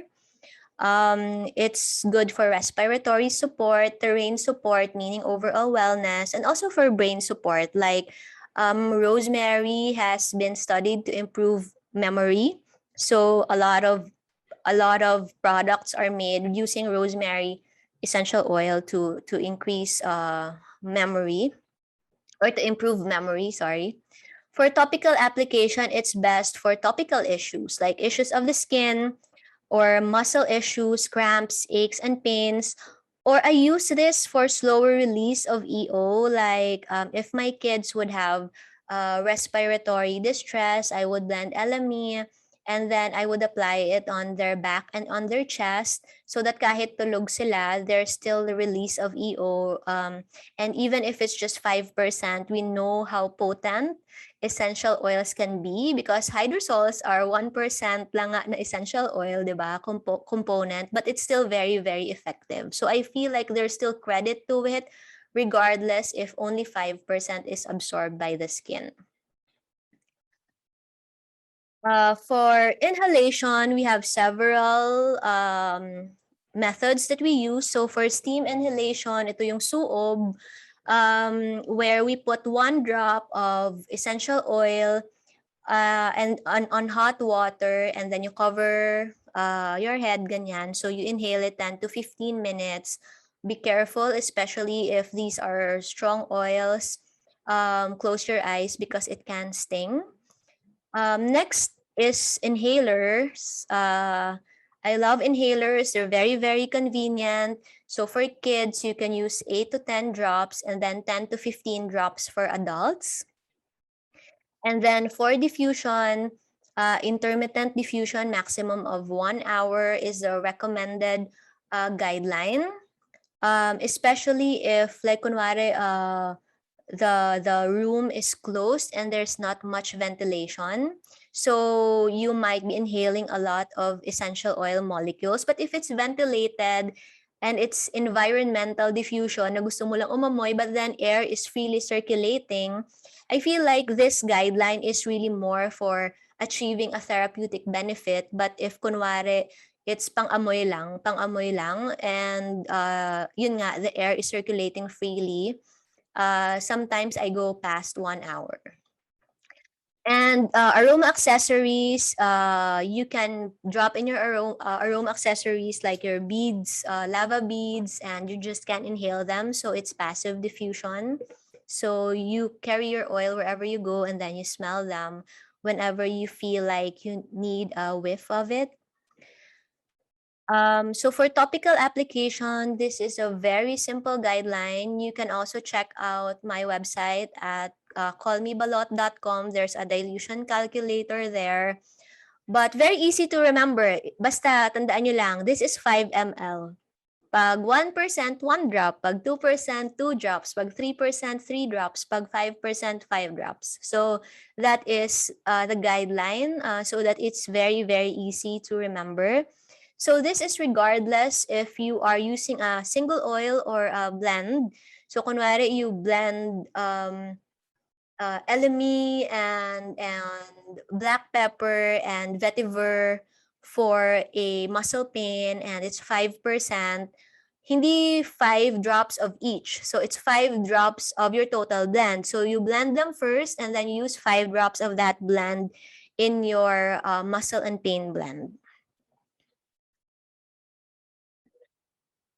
Next is, so that is the general guideline, but we also have to go back to dilution per age. I had a client who applied 2% on the skin of her child dito sa nose, and nagkaroon ng reaction because the kid was really young, so nagkaroon ng mas lumala pa yung bruise na tinitreat nila. So you also have to be very mindful of the dilution per age. I personally do not recommend use of essential oils for less than 24 months unless the benefits would outweigh the risks. So the parents would have to be very mindful of their intention. For 2 to 6 years old, you can go 1% to 2%. For 7 to 15, 1.5 to 3%. For adults, 2.5% to 5%. And ang dami, no? 3 lang naman to. So there's a general dilution guideline, dilution by age, and dilution by the products that you are making. Very easy to remember. Basta sa face, babaan nyo, because our faces are very, very sensitive. The skin there is very sensitive, so you have to make it in low dilution. So 0.2% to 1.5. For body massage or your roller blends, 1.5% to 3%. For facial wash and body wash, you can actually go as high as 4%. Because they are wash-off products anyway, they don't stay naman in your skin, di ba? Kasi you rinse them off. For pain blends, I find that less than 5%, this is actually Tisserand's guideline, 5% to 20% is the recommended dilution for pain. So a little bit more because the muscles, we need to have more concentration when addressing pain in the muscles. So it's 5 to 20% concentration.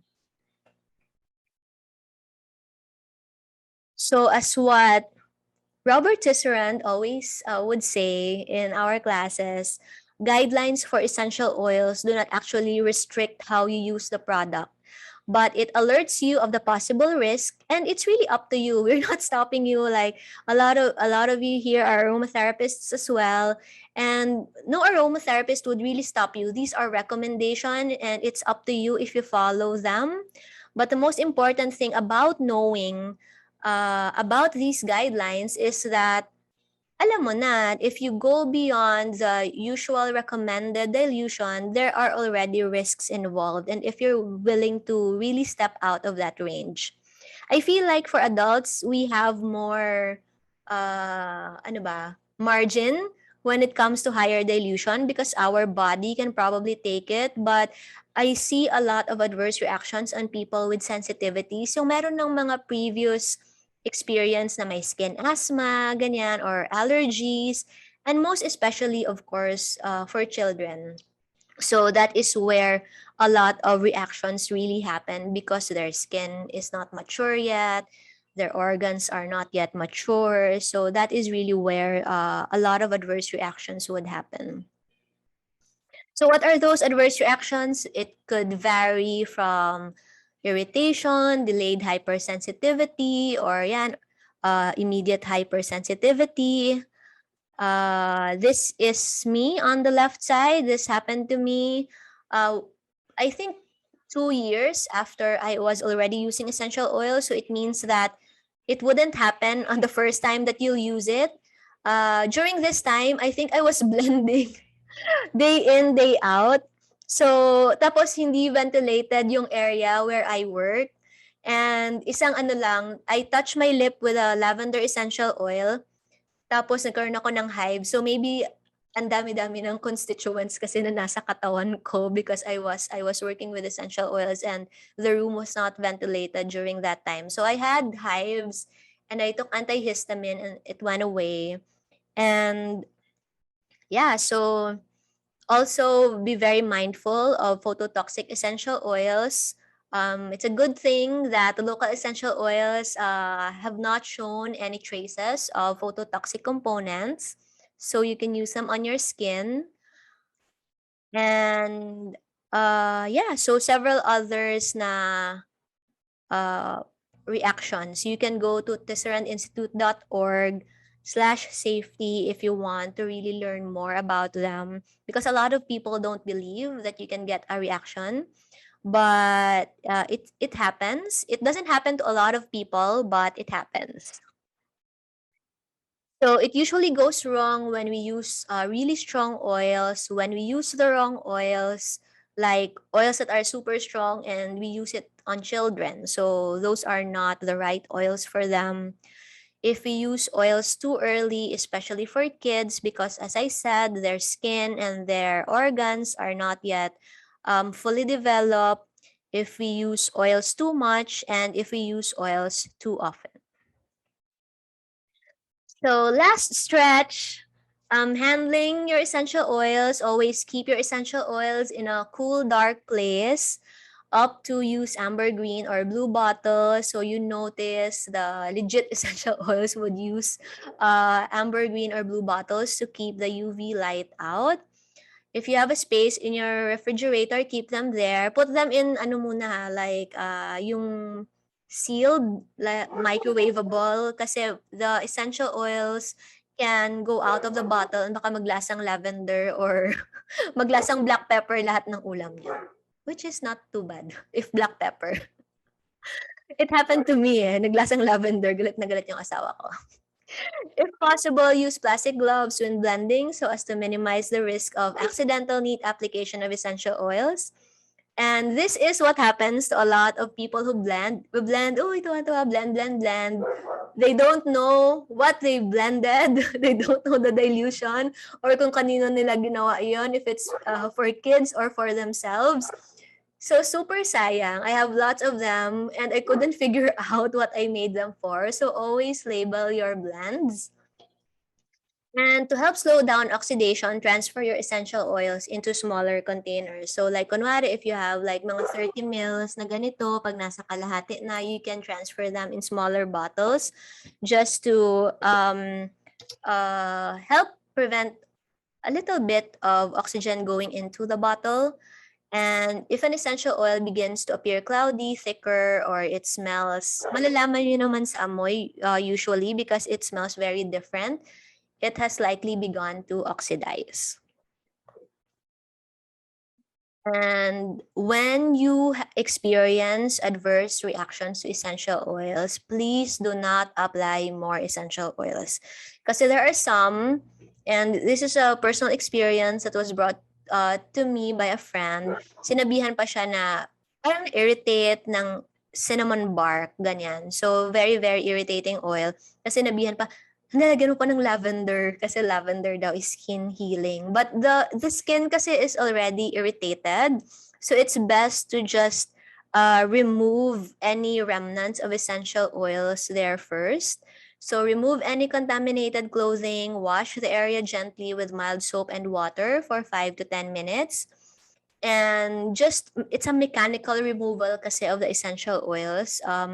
Apply carrier oil on the area and expose skin to air so that we encourage evaporation of the remaining essential oils on the skin. And if you have like rolled oats at home, you can run that or soak it in warm water, apply it to the irritated area so that the oats would absorb the remaining essential oils on your skin. And if it's an allergic reaction, and if you're an adult, if you have over-the-counter antihistamines, you can take one to arrest immediate symptoms. Sorry, ang ingay ng aking akito. So, seek immediate medical attention. When irritation persists after doing the first aid remedies and signs of persistent symptoms are burning, itching, pain, blisters, and hives. If it's an allergic reaction, you can message me on Instagram. I can refer you to my immunologist and allergist. Ang dami ko na na-refer. And yeah, so I hope though that no allergies will happen to you when using essential oils, because it's sad, especially if you will not be able to use them anymore. So basically, this is my last slide. It's really about establishing a deeper relationship with nature, and we discover wisdom that is not yet written in the books, and it's really through experiencing the essential oils, smelling them, getting to know about them, how it makes you feel, that no books will ever tell you. Like, other people would tell you that this oil hindi nila type, but when you smell it, it really smells heavenly for you. We have very different aromatic profiles and preferences, so it's nice to experience the oil for yourself and really discover what they can bring to you, the healing that they can bring, whether that's on a physical level or psychological, emotional, or spiritual level. So there, if you have any questions, yeah.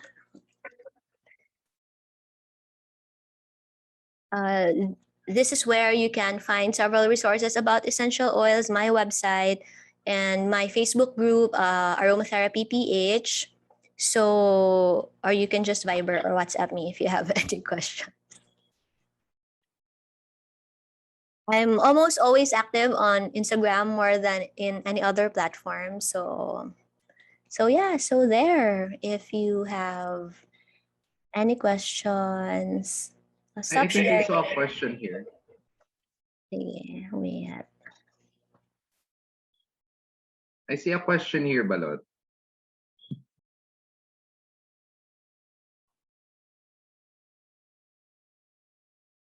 Yes, Yeah. I'm trying Please, to read.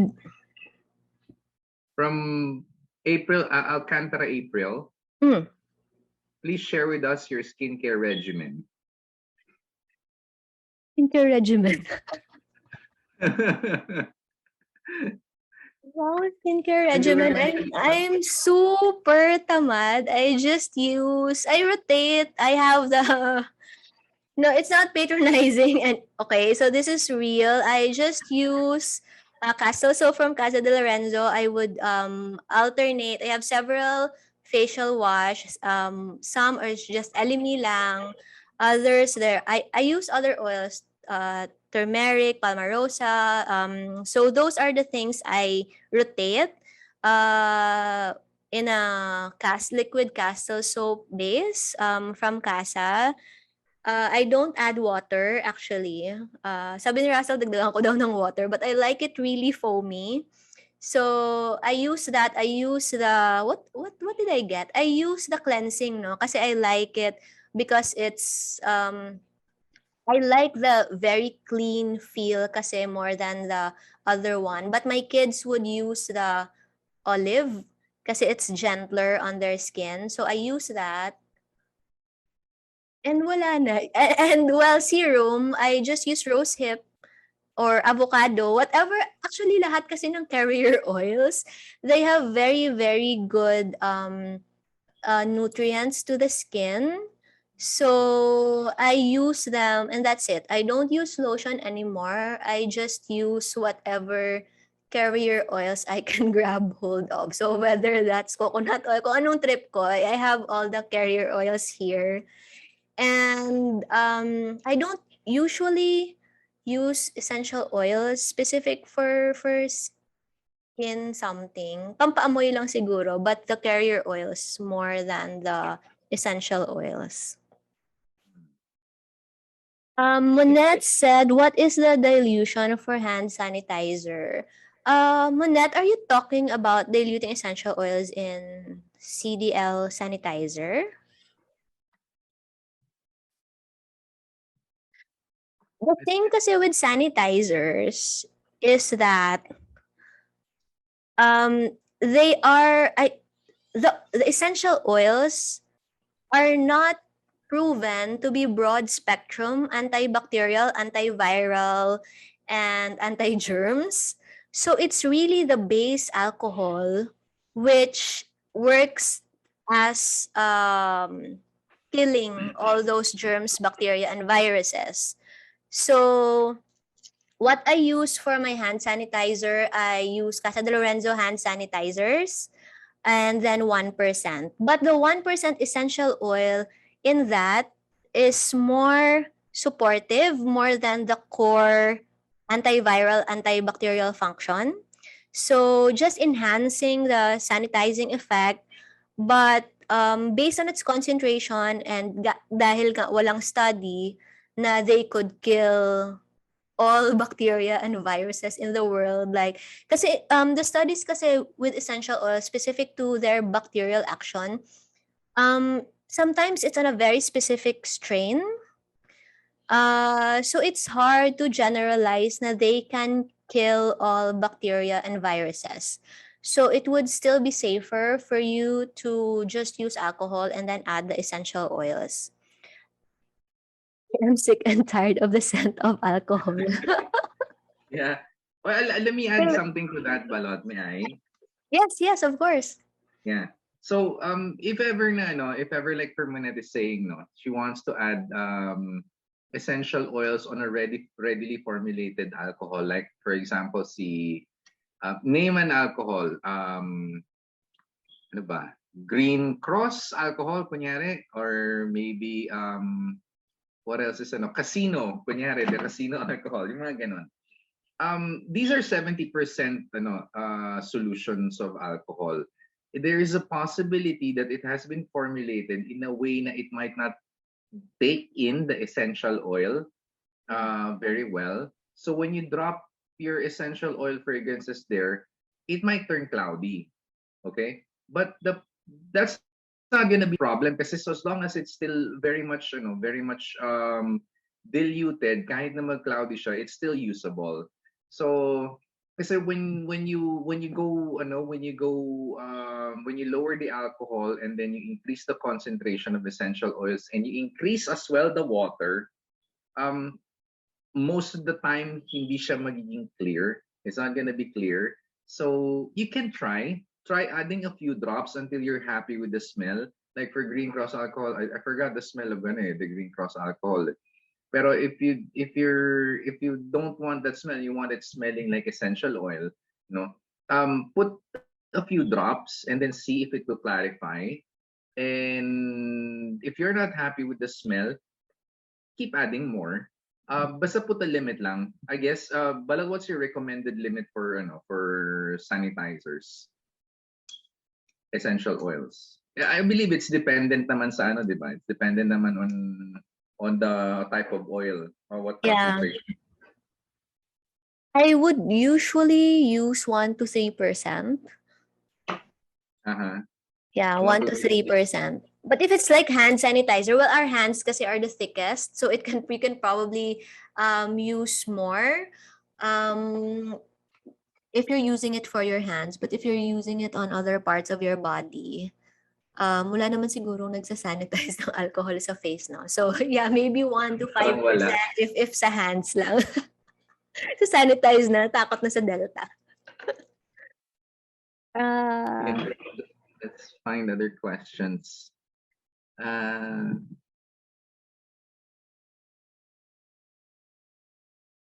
Okay, here. Hi, Balot. Liz, I've been a fan of CDL since I found them a few years ago, mostly diffusing and for cleansing. I've been cautious using them topically because I have cats.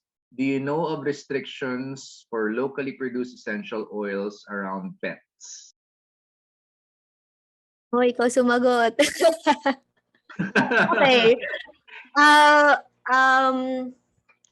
Animal aromatherapy is a totally different dinosaur. But sa cats kasi, one of the pioneers of animal aromatherapy, si Kelly, who is also part of NAHA. In her group, if you want to join Liza. You can look for Animal Aromatherapy on Facebook. And she really does not recommend essential oils around cats. And she's also very, very specific on tea tree. Because Right. ang dami ng, like, what do you call this? Ang dami ng na poison na cats because of tea tree from ranging from different reports from different countries.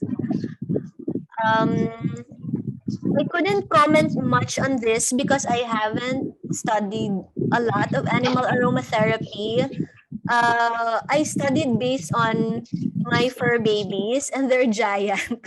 So I have an Akita. So the application to them is would have more leeway kasi malalaki sila in terms of their size. So they can, but I use hydrosols on my dogs. So I used hydrosol for them nung New Year because they were very anxious and panicky because of all the fireworks, ganyan. And I would use hydrosols on them when they have skin patches. But for cats, I heard that yun nga, they are not really friends with essential oils. Russ, do you have any like comments Yeah, I on? have comments on this one. Yeah. Okay. Generally, no. Generally, cats and dogs are very, they can't really tolerate a lot of the substances that we can tolerate. So when you deal with essential oils with pets, the best policy that you could work on that is if there are pets around, treat it like it might be dangerous for them. Like for example, you paracetamol is something that can be tolerated by us, pero if you give paracetamol to like for cats, it can be very deadly for them. Tea tree, as what the balot said, there's a lot of cases where they put tea tree on their cats kahit na one drop lang. The cats, kasi my sister who's here, I believe I think Ruby is around. She is a veterinary doctor, and I don't know if she's still around, but there are some cases that I've read that they just put tea tree, a drop of tea tree on the cat, and the cat entered into I think ICU Sepsis of or something, yeah. yeah, vet ICU, and then it got catatonic or something. Yeah. You need, yeah, then if it worsens, they enter renal failure, organ failure, and all that. So the best ano dyan is if you have pets and if you want to diffuse, I would suggest you just use an inhaler, or you keep the Mm-mm. cats or dogs in a different room, Yeah. and then that's when you diffuse. uh Another strategy that you might want, kasi when the difference that if you have dogs, okay lang medyo tolerable ang dogs I I use whenever I bathe the dogs, no, I use a blend of essential oils on the soap, and they can tolerate the concentration that we currently have on our Castile soaps. Pero it would be prudent to put a lower concentration Yeah. depending on the body size of dogs. Kasi um, if we would be treating essential oils like chemicals, which they really are, no, they really are chemicals. You should be treating them as there's a minimum dose that a person or a creature or anything can tolerate. Just the same thing as concentration of essential oils for sanitizing, no. Bacteria will have konti lang ilagay mo sa na concentration. If it can eliminate bacteria, konting concentration lang, it can wipe out the population of bacteria on a certain amount of there is a specific dose for that. For pets, it relates to weight, no, it relates to weight. So when the size of a mass of a creature is medyo like a cat, the usual, 1 kilogram, 2 kilogram, a drop of essential oil might be overdose for them already. Yeah. Remember, for dogs bigger, usually mga 5, 10 kilos of dogs, no? Yung mga range na ganun. A drop of essential oil, okay lang yan. Mukhang kaya, baka kayang i-tolerate nila yan. But this is me speaking from a perspective of weight and it doesn't mean that I understand that I understand totally how the toxicity works with animals. That's why I consult usually with my sister na Tita Ruby, can you check can you check this if we could give this to dogs, if we can give this to cats, um, things like that. So for Philippine essential oils, definitely calamansi is safe to use on pets, especially dogs. And I've been using it for them. Lemongrass also I've tried with dogs, not yet for cats. I'm really scared about using essential oils on cats because I feel like I don't know the actual concentration yet that is safe for them. So yeah, there, just follow the less. Again, for using essential oils, less is better, especially for cats and dogs and everybody na maliliit ang body. I will always say na for dogs, the dilution that should be applied yung mga for really young babies, the one na Tisserand has for 3 to 24 months. And those would apply pa to like really big dogs. So, yeah, with cats, kasi they lack this specific enzyme that breaks down, especially for T3. But we also don't know ano ba yung specific on T3 na hindi niya ma-breakdown. And we all know that essential oils are composed of a lot of constituents. So baka yung constituent na yun na hindi niya ma-breakdown with T3 may also be present in other essential oils. So yeah, so just be very careful, especially if you have cats at home. Any more might want to add about pets? Although that's a totally different topic. We're here to talk about human aromatherapy. Animal aromatherapy is, parang tinanong ko yan sa parang when I was being taught by my teacher about hilot, tinanong ko siya, Tito Boy kasi yung tawag namin doon. My teacher for hilot is Boy Fajardo. He's gone now. Okay. But when he was still alive, and I asked him, Tito Boy, sa tao may hilot, yung mga hayop ba, mga pets, pwede bang hilutin? So, sabi niya, that's a different topic. Iba ang magiging niyan, pero hindi usually pinag-aanuhan yan. Hindi iniisip, hindi masyadong nadi-discuss niya siya. Siya specialist sa tao. Same thing goes with with aromatherapy with pets. It's an existing train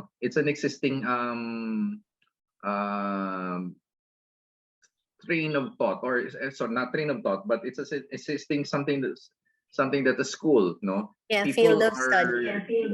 yeah, it's a field of study, and it's a real thing that people study essential oils application into animals, for animals. But like human aromatherapy, it also needs a deeper study, a deeper familiarization with the oils and their effect to the animals, and you need to know more about the physiology of the animals to be able to pull it off safely.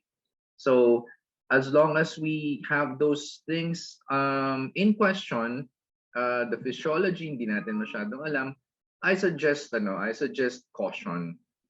Me and Balot would suggest really be cautious about your using essential oils with animals, kasi they're small, and they can't really that metabolize that well a lot of substances that we can tolerate. Okay. Reply na si Doc Ruby. There are certain liver enzymes that is lacking in cats and or dogs Reply. compared to human. So that disable them to metabolize or break down certain chemicals. And as we mentioned nga, essential oils are technically chemicals, di ba? You saw the chemical constituents. So the pathway may also be very different. We cannot assume that it's similar to how it works with human anatomy. Thank you, Doc. Yeah, okay. Yeah, kaya nagiging poison kasi it goes in a different pathway, naging toxic sa system. Yeah, thank you so much. Thank you so much. Yan. So meron pang isang question. Is there another question? We're tackling ata the last question here. Let's try one muna dito. You have our CDL Castle Sheila soaps. from Sheila Lake. Sorry. Sige. Yung Sige, isa go ahead, madam. is Sorry. CDL Castle soaps, do they need to be diluted further ba in water? What would you recommend po for facial wash? I would say, it's up to you. We make the soaps as concentrated as we can be, as we can have it. So every type of soap has varying dilution rate. And when it comes to the final use. Ako kasi personally I like using the Castile soap as it is from the bottle. Gagamitin na siya straight to the body. But there are some people who would want to dilute it 50-50. Sometimes if you would, like for example, the cleansing variant, no, the cleansing Castile soap, if you're putting it on a foaming pump, you can't put that directly 100% of the foaming pump. Pangit yung magiging foam. So you have to dilute it to around 50-50 or 25% water, 75% na soap. Ganon. That would make it work as a foaming pump. And if you want save a bit, kunyari, you're gonna use it as a hand wash na nakalagay sa sink, no? When people wash their hands and they want to you want to make your hands feel really clean, it's a huge consumer of soap. So you might want to reduce it to 50-50. The effect is just the same. Okay? For facial wash, sorry, I almost missed that part. For facial wash, I would recommend around 50% dilution of the cleansing. And the Manila. If you're going to be using cleansing in Manila, I recommend 50%, just to make it a bit less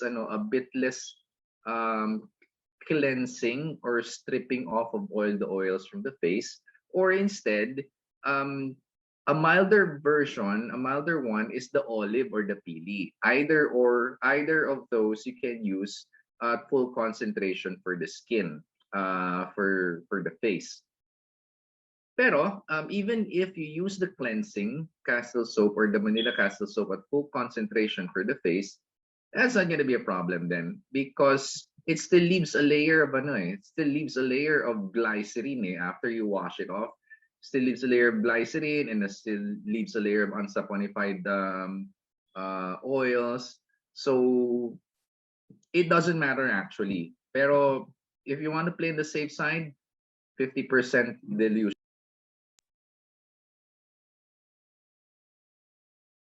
Okay. There's another question here. Sabi ni Sheila Leva, can I use pili carrier oil alone sa face? Of course, you can use it alone sa face. I just have to caution everyone who's using the pili carrier oil. It smells strong, no? It smells strong. So it might have you might be carrying a strong smell around, and not a lot of people like, or it's an acquired smell, no? Kasi it's processed, the process of pili carrier oil, the pili oil is a bit hot process. Ang napaprocess pa lang namin ng cold process is the pili kernel. The pili kernel oil. So yun, walang masyado, neutral lang amoy nun. But the pili pulp oil, it has a lot of aroma.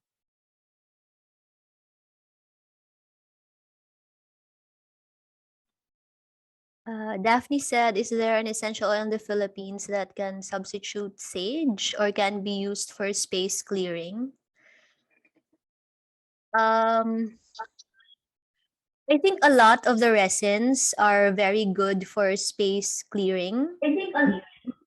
You see, diba? Like, I'm not sure for those of you, I know sila Elena are very familiar with this, the ones who came from the provinces.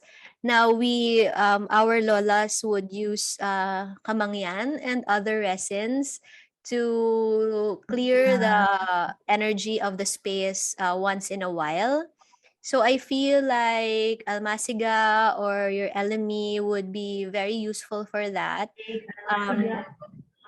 Because frankincense, if you have seen it, they also use it specifically for energy clearing. But for a specific leaf, meron ba, Ras? Do they have? So, mga leaves. Leaves of what? Leaves of plants that can be used for like clearing spaces. Hindi ako familiar. I know resins. We have the kamangyan, the incense at church. So I use almaciga, essential oil. I think there are, no? I think there are. I'm not 100% familiar with with these, pero what I've seen is people have been using sambong, ikmo, makabuhay, what else pa ba? I think I remember there was one using lagundi and ano pa ba yun? What I remember. Yung ginawa ko, rosemary from you. Rosemary. It's very effective, It's nice. No, kasi I'm How does taking it I'm taking rosemary? smudging and incense now, and they say na any herb actually can, especially if they have certain aroma, can help clear spaces. It's really more of the Yeah. intention that you put to the action, and the plant will be Yeah. there to assist your intention. So parang it magnifies, but it has really to start with your prayer, your intention. I think you're right. I think you're right. It's more on the it's more on the intent. That is why if you sorry, this is kind of off topic for for the discussion, but it's an interesting thing to it's an interesting to delve into. We might form something that that can support the discussion of these kinds of things later on a different on a different talk. But it's more of it's more of how you are, who you are, and what you want to do during that that ritual. Okay, smudging is mostly is mostly ritualistic, and it's more on the purpose. It's more on the purpose, the assistance of these tools, kung ano pa yan, whether it's herbs, resins, crystals, the water, or whatever, no, they are there to assist the pod. I wouldn't want to deal with all the terminologies deeper to that, pero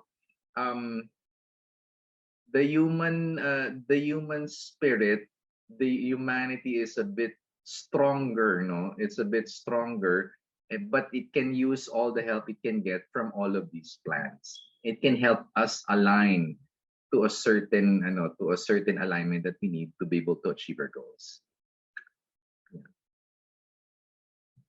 Huwag niyong simulan si Rasa Smokeless smudging. Mas kayo matatapos. It's different when you it can be it's possible. Some people have theorized about smokeless smudging by using essential oils, but the thing about smudging kasi is when you burn a leaf, you have different kinds of compounds and aromatic things happening in the air, no? So it's a totally different experience. Aside from that, the Native Americans, no, the Native Americans who do a lot of smudging, a lot of incensing. Not, I don't know if incensing is right, no, but they burn a lot of herbs in their rituals. And the reason why they do it in burning is because if you remember, kung nagsisiga kayo, I mean, me as a kid, no, pag nagsisiga, naglalaro ako ng sunog pag nagsisiga. So you smell, you smell like smoke. It's like your clothes, your skin, everything, it smells like smoke. Dumidikit sa yung smell. And in a way, it imparts, it becomes a part of you, that smoke. That's also the same thing as with smudging. That whole smell, that whole vibration, that whole vibrance of what you're burning attaches to you, and thereby believed by these, by these cultures, that it can improve something about your physicality, about your spirituality, about your emotions. So yes, again, babalik din tayo ulit, the intent as well and how you use these tools. But of course, if you want to stick to traditional, it's important for these traditional that may amoy sunog.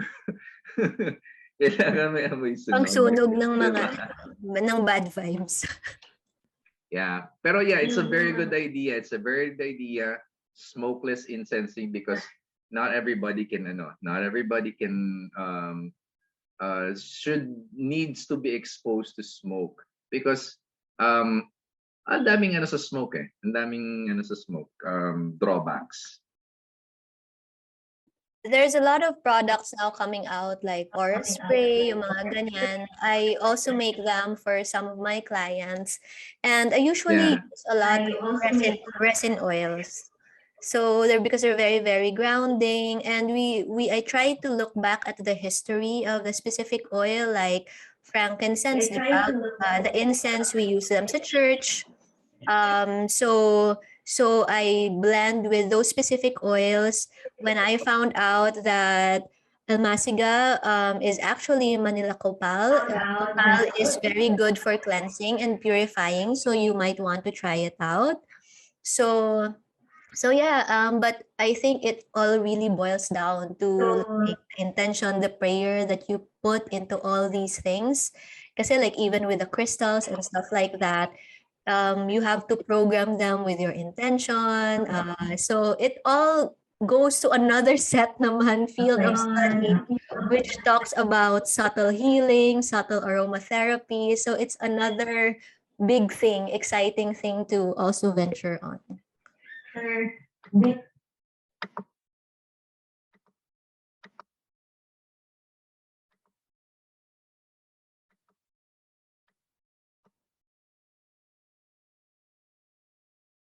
Yep. Okay. So yeah, if there would be no more questions, I think we could close down the we could recap the whole talk. But before we do, I think we're gonna give away a few oils. Let's do a giveaway muna, Balot. Okay, my question lang si Bernadette and April. Okay. Bernadette and April. Do you get precipitates in your sprays when using resin oils? I consume them fast, so parang wala silang time to like I haven't encountered them, B, when using resin oils. Although a lot of the resin oils that I use are, I don't use a lot of myrrh and opopanax. More on the lighter side, like yun nga, frankincense, elemi, almaciga, when using in sprays. But I find it a little bit tricky to use the really heavier resin oils.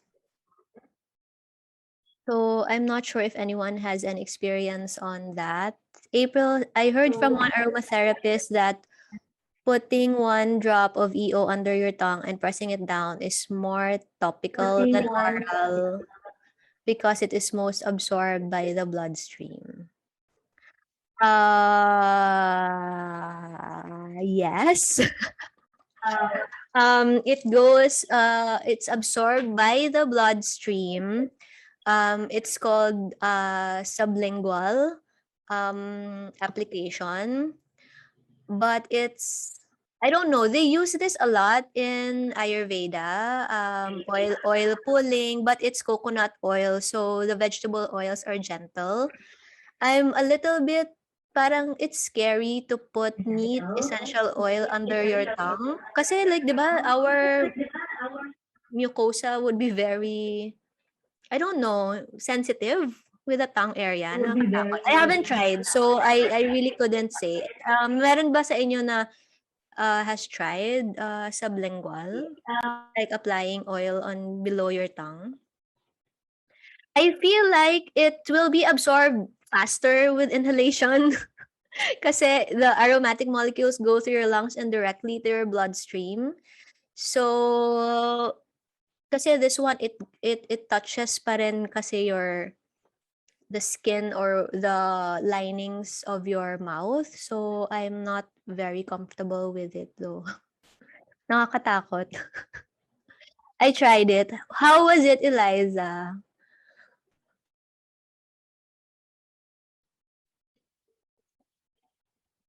The chances are it doesn't get much to your digestive tract. Yes, yes.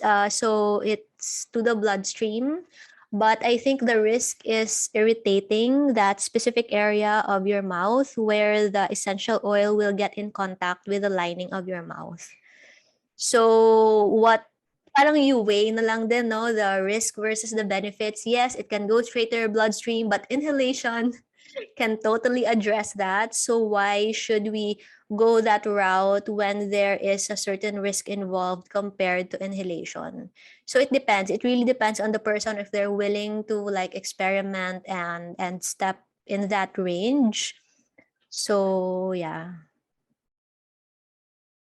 Para pong uminom ng pabango. Nakakatakot. Mag-inhale na lang ako.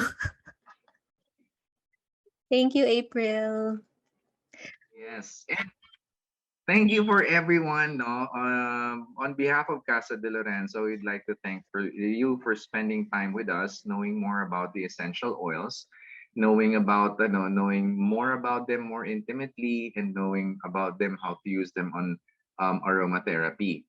So one thing that we've actually we intend to have as a takeaway here is that there are some essential oils. There are essential oils that are coming from our country, that are produced by our trees, that are touched by our farmers, that have grown in our land, that can act as suitable replacements to what are the things that the imported essential oils coming from other countries. And it's much better. It's much better that that we consider the usage of these essential oils because it impacts a whole lot of things locally. It's always good. It's always good that we think of local. The quality naman of the essential oils is, if not at par, uniquely different with other essential oil brands. But at the same time, you can, if you need an orange, for example, there is calamansi that you can use. If you need lemon, there is dalandan that you can use, and it's something that's really local. It's something that's really nice, and it's something that was it was touched by the farmers. So we look forward to having everyone again on succeeding talks that we will be doing.